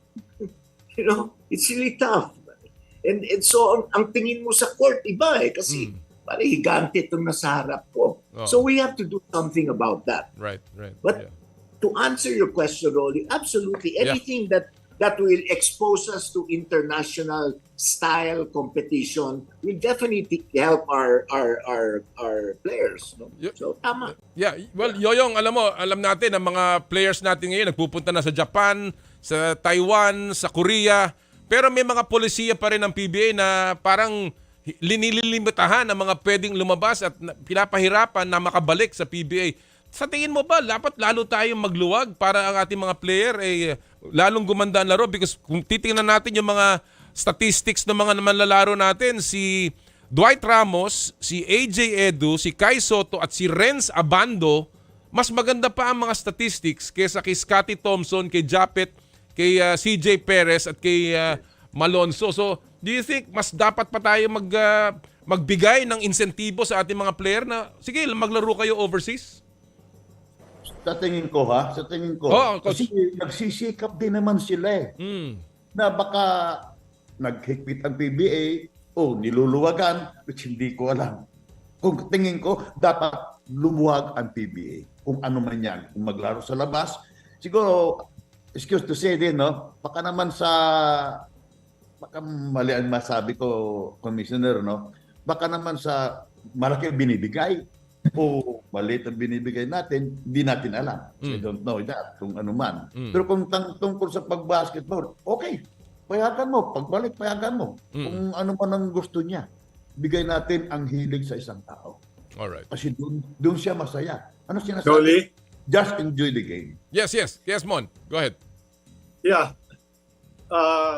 We should not just look at the games in the PBA, Noli.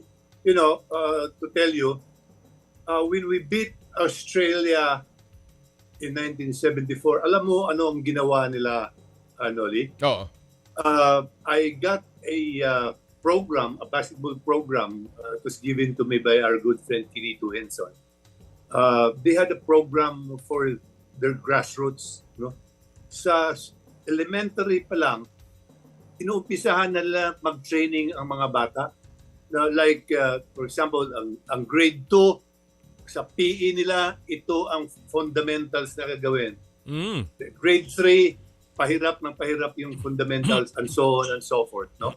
So, after several years, kita mo, number 5 kagad sila in the world, maybe after 10 years. No? So, do we have a program like that? No? It's left to the schools, to the varsities, and to the towns, may mga barangay leagues, no?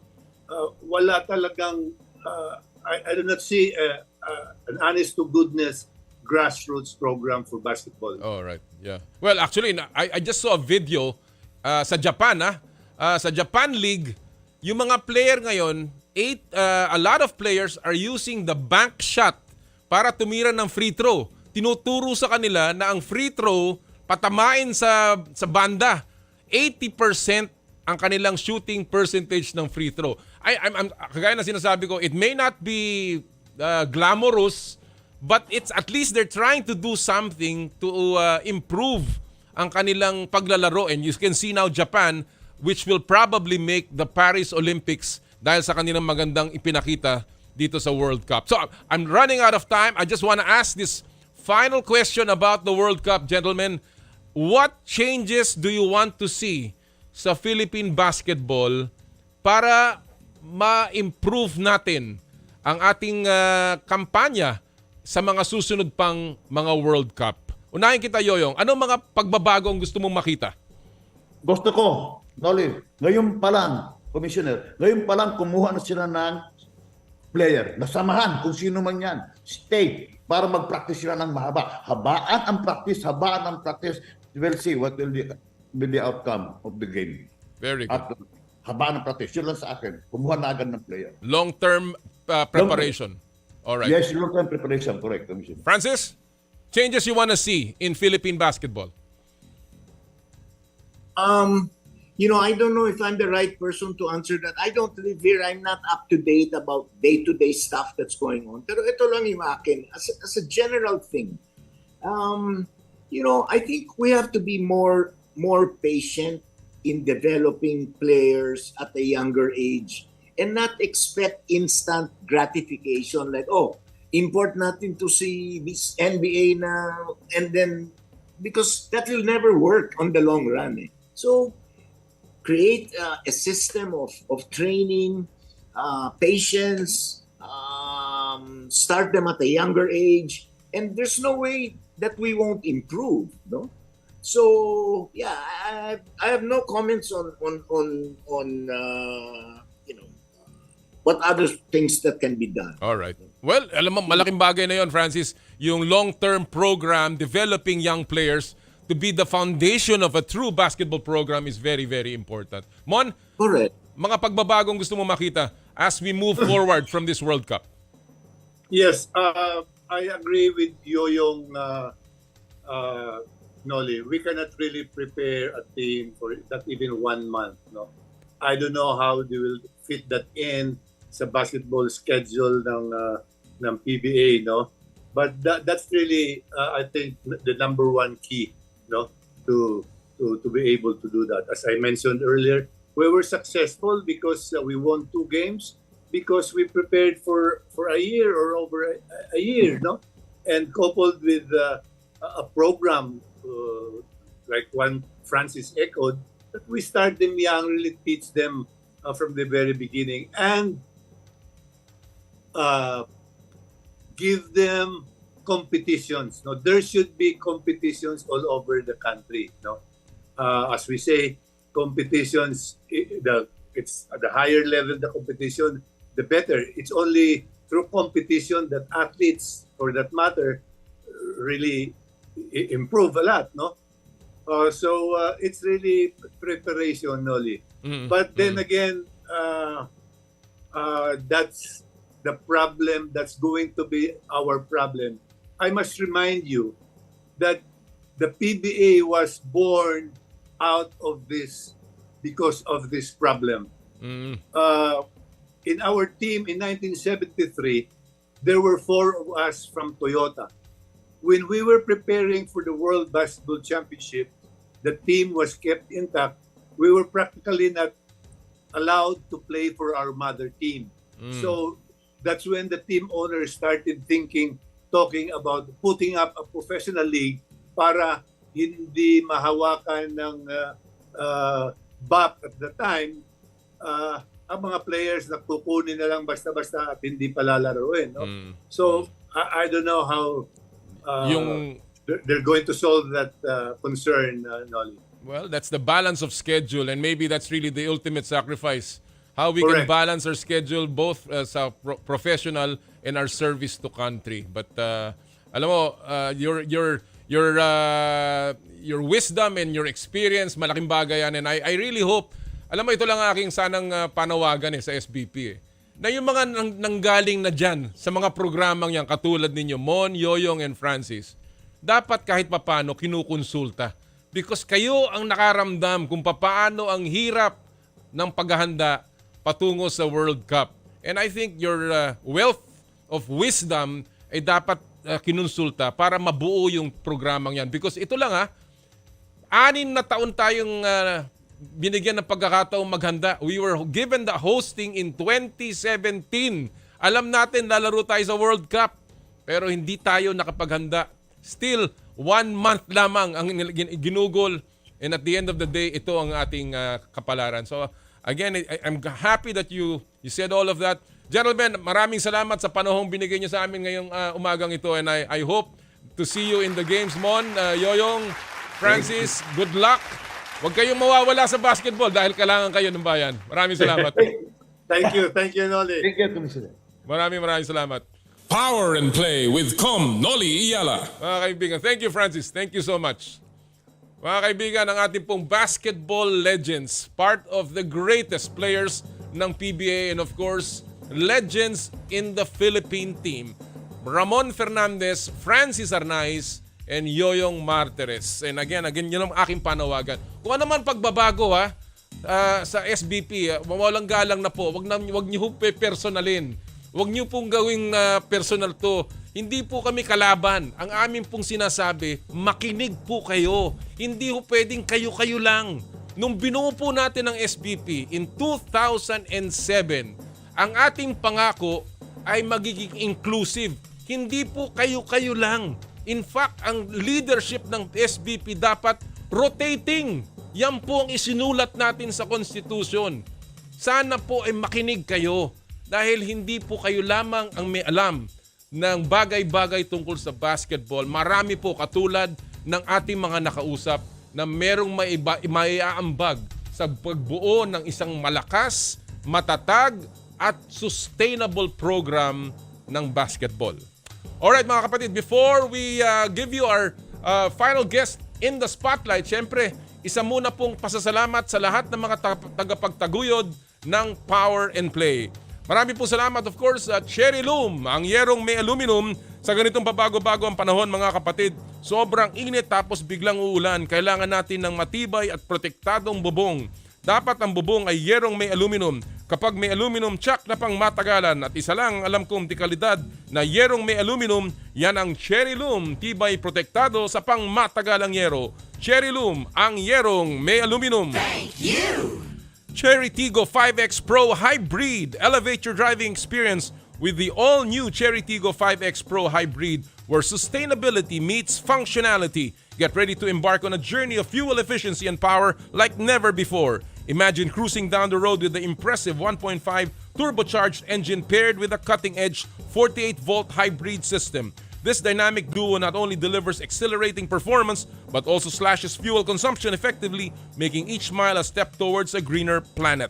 The all-new Cherry Tiggo 5X Pro Hybrid is also equipped with a 10.25-inch capacitive touchscreen with Apple CarPlay and Android Auto, full LED headlights and double-row daytime running lights for improved road visibility, auto trunk release, 6 supplemental restraint system airbags, and a quiet cabin for more peaceful Cherry drives. To learn more about the all-new Cherry Tiggo 5X Pro Hybrid, visit Cherry Auto Philippines website at www.cherryauto.ph or visit your nearest Cherry dealership.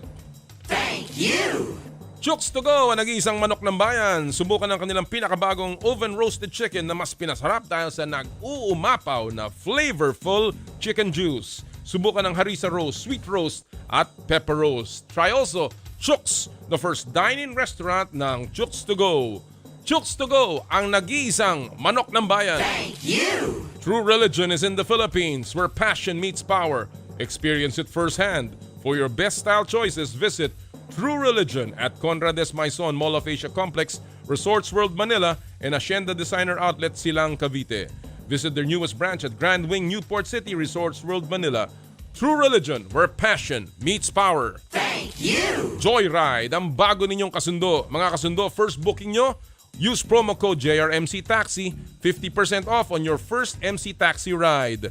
Book Joyride MC Taxi for safe, affordable, quality, and fast rides. Ano pa ang hinihintay nyo? Download the JR Super App on Google Play Store and the App Store. Joyride! Thank you! Elms Seafood Paluto, the latest offering of the Elms Resto Bar Group, located at Unit 2, Ground Floor, Calle Bistro, Ever Commonwealth, Quezon City. Enjoy their delectable seafood menu in a relaxed, casual dining atmosphere for your salo-salo seafood meal. Elms Seafood Paluto. Thank you! Skin Your Face and Body Anti-Aging Center with branches at Alabang Town Center and Green Hills, San Juan. For your skin assessment and treatment schedule, please call 0917-890-1640 or 0977-809-8886. Thank you! ASEA Subic Beach Resort. Experience the getaway that you deserve and dive into limitless happenings, rejuvenating experiences, and gastronomic adventures. ASEA Subic Beach Resort. Thank you! M2 tea drink with malunggay, okra, and luya. Drink your gulay and fuel up on energy with M2 tea drink with malunggay, okra, and luya, your natural source of electrolytes. Thank you. And of course, Power and Play is powered by Smart. Live more with Smart. Maraming salamat po. Alright mga kapatid, at this point, alam nyo po, may bagong hirang na head coach ng Philippine Women's National Football Team. Siya po ang papalit sa kay Coach Alan Stachitz, nagdala sa atin sa FIFA Women's World Cup. He's a 42-year-old former Australian head coach ng kanilang pro league and currently the coach of the year ng Australian League. He also was a champion coach with Calder United and guided the Western United to an A-League Finals. Ilagay po natin ngayon sa In the Spotlight si Coach Mark Torcaso. Power and Play with Noli Iyala. Mark Torcaso in the Spotlight sa Power and Play. And of course, we'd like to welcome to the show Coach Mark Torcaso. Welcome to Power and Play and welcome to the Philippines, Coach. Thank you very much. Thanks for having me. You said my name pretty well. Thank you. Thank you. Well, that's I tried to research. You know what? Your predecessor, Coach Alan Stachitz, actually was also very had all praise for me saying his name correctly. Well, talking about Coach Alan, I want to go straight to that point. You are filling in his shoes, huge shoes after a historic run in the FIFA Women's World Cup. Let me ask you first, how did you get to this point where you were given the job? Did you actually search for this, or was this offered to you, Coach Mark? It was a phone call actually that was offered to me, and it was something that I was pretty excited about when it was put on the table. So yeah, it was offered to me. I followed the girls over the last few years as well, so it was a great opportunity for me to take. What made you get interested with the Filipinas, and have you followed Philippine football prior to this one? Yeah, over the last couple of seasons I've watched, because we've actually got in the club that I coach in the Women's A-League in Australia, I coach two girls that play in the Filipinas team, so Angela Beard and Jackie. So it was a great opportunity for me to work with them in this environment as well. And I did follow the team for the last couple of seasons in their lead up to the World Cup. As I mentioned, you are stepping into the shoes of Coach Alan Stachitz. Is that a daunting proposition, given the fact that Coach Alan did do a lot of things for Philippine football, particularly with our national team? Yeah, I definitely there's no doubt with the success that he was able to bring to the team and obviously to the nation. They're huge shoes to fill, but I'm extremely excited to take this challenge on, and obviously leading into the next couple of seasons and hopefully into another World Cup. So definitely some big shoes to fill, but really looking forward to the challenge. How much of the system of Coach Alan will you be keeping, and how much of it will be new and obviously something that you own or you want to put into the team? Yeah, I mean, every coach will have their own style of play and the way they want to sort of do things, and I'll have my own, I guess, impact on this group. But it's also important to acknowledge what the work that the players have done in the past, and I guess just refining a few things and maybe just adding a little touch. But I'm big on bringing in some good sort of culture within the group and togetherness and just creating that sort of bond amongst the players and the staff. So that's one thing that I'll definitely aim to bring in within the group. Well, we read that you had started working with the Filipinas, and particularly with a big group of local players, and you also have some players who, of course, were in the World Cup. But there are notable names that are not yet there. Is this something that you're still waiting for? Are these players, you're still waiting for them, or is this a entirely new group that you want to work with? No, well, the camp was only brought to this sort of last week when I was appointed the week before. So there was an expectation that we wouldn't have all the players available with such short notice, and out of respect of their clubs, it was important to acknowledge that too. But going into the Asian Games in a few weeks, we'll have every player available, which is great, and it's also just a great opportunity for myself and the staff to basically see what other talent there is locally. And when you look at the roster, Coach Mark, who are you most looking forward to working with in the national team? Honestly, all the players. Like, there's so many talented players here, and it's great to see some of the local-based players out in the last couple of days as well. So it's I couldn't single out anyone, but it's definitely really, really exciting to work with every group. If I had to say one, I'd probably say Angela Beard, because I've worked with her on 3 different levels now. I've worked with her at sort of state level and A-League level and now in the national team. So probably her, but definitely every single player. Well, there are big names, of course, in our team. Serena Bolden, of course, our hero in the Women's World Cup, leads all of them. And obviously, I think it'll be a good mix now, especially after that experience that they had in New Zealand. But, a lot of Filipinos don't know much about you, Coach Mark. And I'd like to make our fans know a little more about you. We only know you're very young. You're 42 years old, I believe.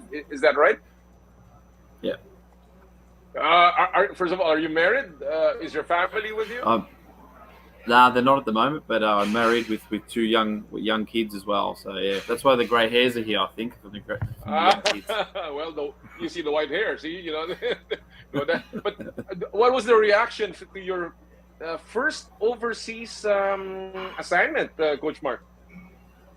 In all honesty, when I spoke to my wife and I told my wife, she said, "You've got to do this. You've worked so hard to do, coaching and worked in the field of women's football for so long." So it was a no-brainer, honestly, for me, and to have the support from my family almost immediately was very important for me. So I have to give my family a big shout out and thank them for that. So. It was obviously an unbelievable opportunity for me to look at, and I'm grateful and glad for both the Philippines Football Federation and Western United for supporting me in making this happen. How long? You mentioned about your work with women's football. How long have you been involved in women's football? I guess also what brought it up. Why particularly with women's football? Yeah, I was lucky enough when I was very young to coach at a school, and I still currently hold a role there at St Monica's College in Epping in Melbourne, Victoria. And I worked with some young athletes back then, and the school and the program was quite strong in women's football, and I basically started coaching at that level, and then just started working my way up within the system, and started at the most basic and community level, and then progressed through to, I guess, to the elite level, and then obviously now into this environment. So.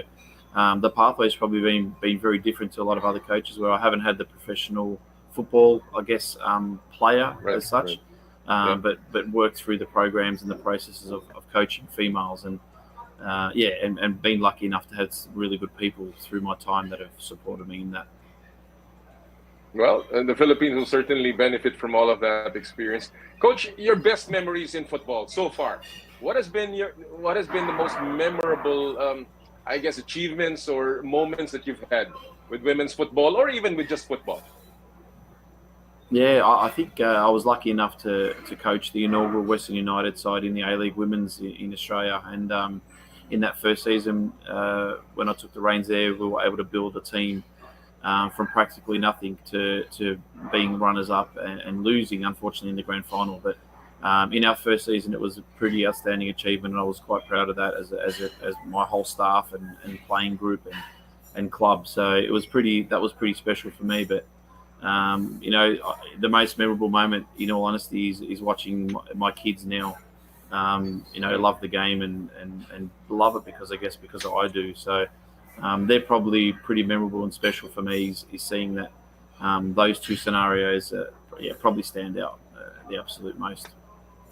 Well, you've had a checkered career at a very young age. And of course, you are the current A-League Coach of the Year, I understand. And, I read an article where it said about 12 months ago, you never coached an A-League level team, let alone on the international stage. And now you're not only a Coach of the Year, you are a champion coach, and you are now a coach of a national team. Are you at all daunted by the twin assignments of being a head coach of a professional league, professional team, and at the same time of a developing team like the Philippines? So not so daunting. I'm more excited because I think part of the success is about how you build a group around you, and it's not just the players, but it's also the staff that you have. And I've been lucky enough to be able to have the right support from every environment that I've been in, as this one now as well, is to bring in the right people around you to help support that. If you have the right personnel around you, I think most of the time you get most of it right. So having the people around me and supporting me is the main thing. And going into this, that was the first and foremost that I wanted to make sure that we had, is the right people supporting. And I was lucky enough to bring 2 people from Melbourne also to help with this journey. I'm interested because you were contracted to coach the team for the Asian Games as well as the AFC Olympic qualifiers. Will that at all conflict in your schedule with your pro team, your local team? No, because all the tournaments are actually within the window, the FIFA window. So there's no interruptions. There'll be a couple of training sessions that I'll be obviously unavailable to attend from our A-League side. But as I said, Western United has supported me on this journey, and I'm very grateful for that. And I'm looking forward to balancing and juggling both roles and doing the best that I absolutely can. But I know that I'll give 100% to everything and every organisation that I'm part of. So I'm pretty certain that we'll get as much things done that we need done in this space. All right. Well, let's talk about your plans for the Filipinas, Coach. Again, the Asian Games is just around the corner. What's the first order of business for Coach Mark? It's identifying some players maybe that have missed out in the last few years within the space of the national team. So that's first and foremost, is just seeing what else is out there. I'm sure that the coaches in the past have done the best job that they can, but it's also, different eyes have different opinions. So there might be someone that I look at that could be, truly valuable to this side. So that's the first step, and then it's building toward these Asian Games and really using this as a stepping stone and a build up towards the Olympic qualifiers out in Perth at the end of October. So we'll be really using this Asian Games as an opportunity to, to build a team to then start looking towards that Olympic qualifiers in the end of October. Have you met the Filipinas? Not only those that are in the camp, but I guess the mainstays. Have you met them at all? And if you have, how was the reception? Yeah, we had a large group a Zoom call last week, where I met every single player, and we had a conversation about how we're going to make things work going forward and what we're going to do. And I wanted to get the buy-in from them first about what our program was going to look like, and they were pretty good about that. And then literally the last week that I've actually been here in Manila, as well as catching up with the girls that have returned from the World Cup that are currently here, I've spent 3 or 4 hours a day in conversations on Zoom calls with the girls that are over in the States or overseas in Europe. It has been lots of face contacts and lots of Zoom calls, and I've met every single player, which is excellent. That is excellent. Yan po mga kaibigan ng bagong hirang na coach ng Filipinas, Coach Mark Torcaso. Again, he will handle the Filipinas para sa Asian Games at sa AFC Olympic qualifiers. Good luck sa ating bagong coach, at sana bigyan po natin ng suporta si Coach Mark.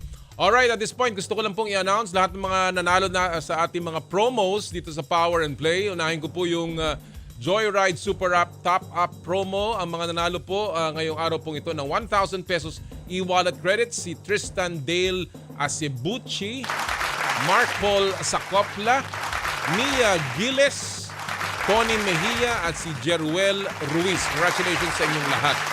Yun naman po nanalo ng ating limited edition Aqua Flask mula sa Joyride last week. Ito, pakita natin, Mike, ang nanalo po ng Joyride limited edition Aqua Flask na nagbigay ng kanyang posting. Andiyan na ba? Labas nga natin. Ayan. Ang nanalo po, congratulations kay Danica Camacho Hill. Panalo po ng isang Joyride Aqua Flask. Next week, i-anunsyo uli natin ang ating nanalo this week. And finally, dun sa mga M2T drinks, nag-iintay ng M2T drinks with malunggay, okra, and luya. Ang dami po nagpadala ng kanilang mga kuro-kuro. Si Joseph Fernandez, sabi niya, grassroots 10-year plan. Maybe 2023, we can become relevant again. Errol Gramares, sabi niya, it's not the coach, it's not the players. It's not support coming from SBP or MVP. Puso ang nawala. Sabi ni Zyric Leona, review and revamp the whole basketball program. Sabi ni Kevin Pontilla, sana magbago po ang coaching style sa ating basketball program. Naku, dami po Better selection of players ayon kay Mon Azet Baluyot. Sabi ni Art Castro, umpisahan na ang paglalagay ng 24-man pool. Well, ang ating po mga nanalo ngayong araw pong ito, marami pa po ito, pero ito ang ating mga napili. Una, si Julio Zar. Sabi niya, no politics. Consider adopting FIBA style of basketball. Pinoy hoopers are not as talented as Euro. So get a coach na magagamit ang galing ng bawat player to play as a team. Walang apurahang preparasyon. Congratulations. Next na ating pong napili si GCKS Sauza. Defense at yung movement ng bola dapat kunin na player, yung 3-point shooter. Yung masyadong malagkit ang depensa, halos lahat ng game na panood ko, iwan na iwan ang gilas, both defense and offense. Good luck na lang laban sa China. And finally, ang ating pong huling winner ay si Herrick Narciso Cuevas. From top to bottom, kailangan magbago. Politika sa taas, politika sa baba, higher compensation sa mga local players, higher skills coaches, lalo na 3 points, trained skill coaches locally. And marami pa po siyang sinabi. Imagine a Pinoy player who is as skilled as an NBA player that play on Euro-like system. Naku, ang dami po ninyong komentaryo. Marami po salamat sa mga nagpadala. Ito lang po ang akin bago tayo magtapos, mga kapatid. Masama po ang loob natin. Hindi ito inaasahan nating resulta at madali pong manisi ng tao. Pero ang ating pong pakiusap, maging mahinahon po tayo. Hindi po nagwawakas ang mundo dahil dito. At suportahan po natin ang ating koponan. Dahil hanggang ngayon po nakataya pa rin ang ating imahe as host ng FIBA World Cup. Panoorin po natin ang mga laro, suportahan po natin ang Gilas Pilipinas sa mga susunod na laban at ipagpatuloy po natin ang ating suporta sa basketball. Well, that'll do it for us this morning, mga kapatid. Maraming po salamat sa inyong lahat sa inyong patuloy na pagsubaybay. Lagi po nating sinasabi dito sa Power and Play, tuwing Sabado, bawal ang masungit. At sa lahat po ng ating gawain, Ad Maiorem Dei Gloriam, all for the greater glory of God.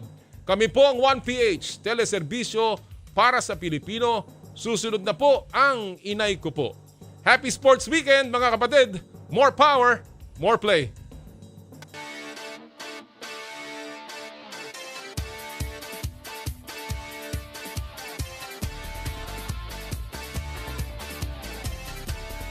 Sa kapwa ko Pilipino, ipagmalaki ang galing na meron tayo. Ilantad ang likas nating talento at magdala ng saya sa mundo. Sa harap ng pagsubok ay di susuko, para sa pangarap tayo'y porsigido. Magpakitang gilas na at magpapatalo, ipag-iwang natin ang Pilipino. Yan ang Pinoy. Mula noon at hanggang ngayon, talento natin ang bida. Mula sa simpleng bakuran hanggang entablado natin ipakita. May pagsubok man ng Pinoy, pinalalakas ng saya. San man tayo sa pulot, Chumbeshi, Bay, Lakay, Aniga. Sama-samang pakita ang galing natin katropa. Sa kapwa ko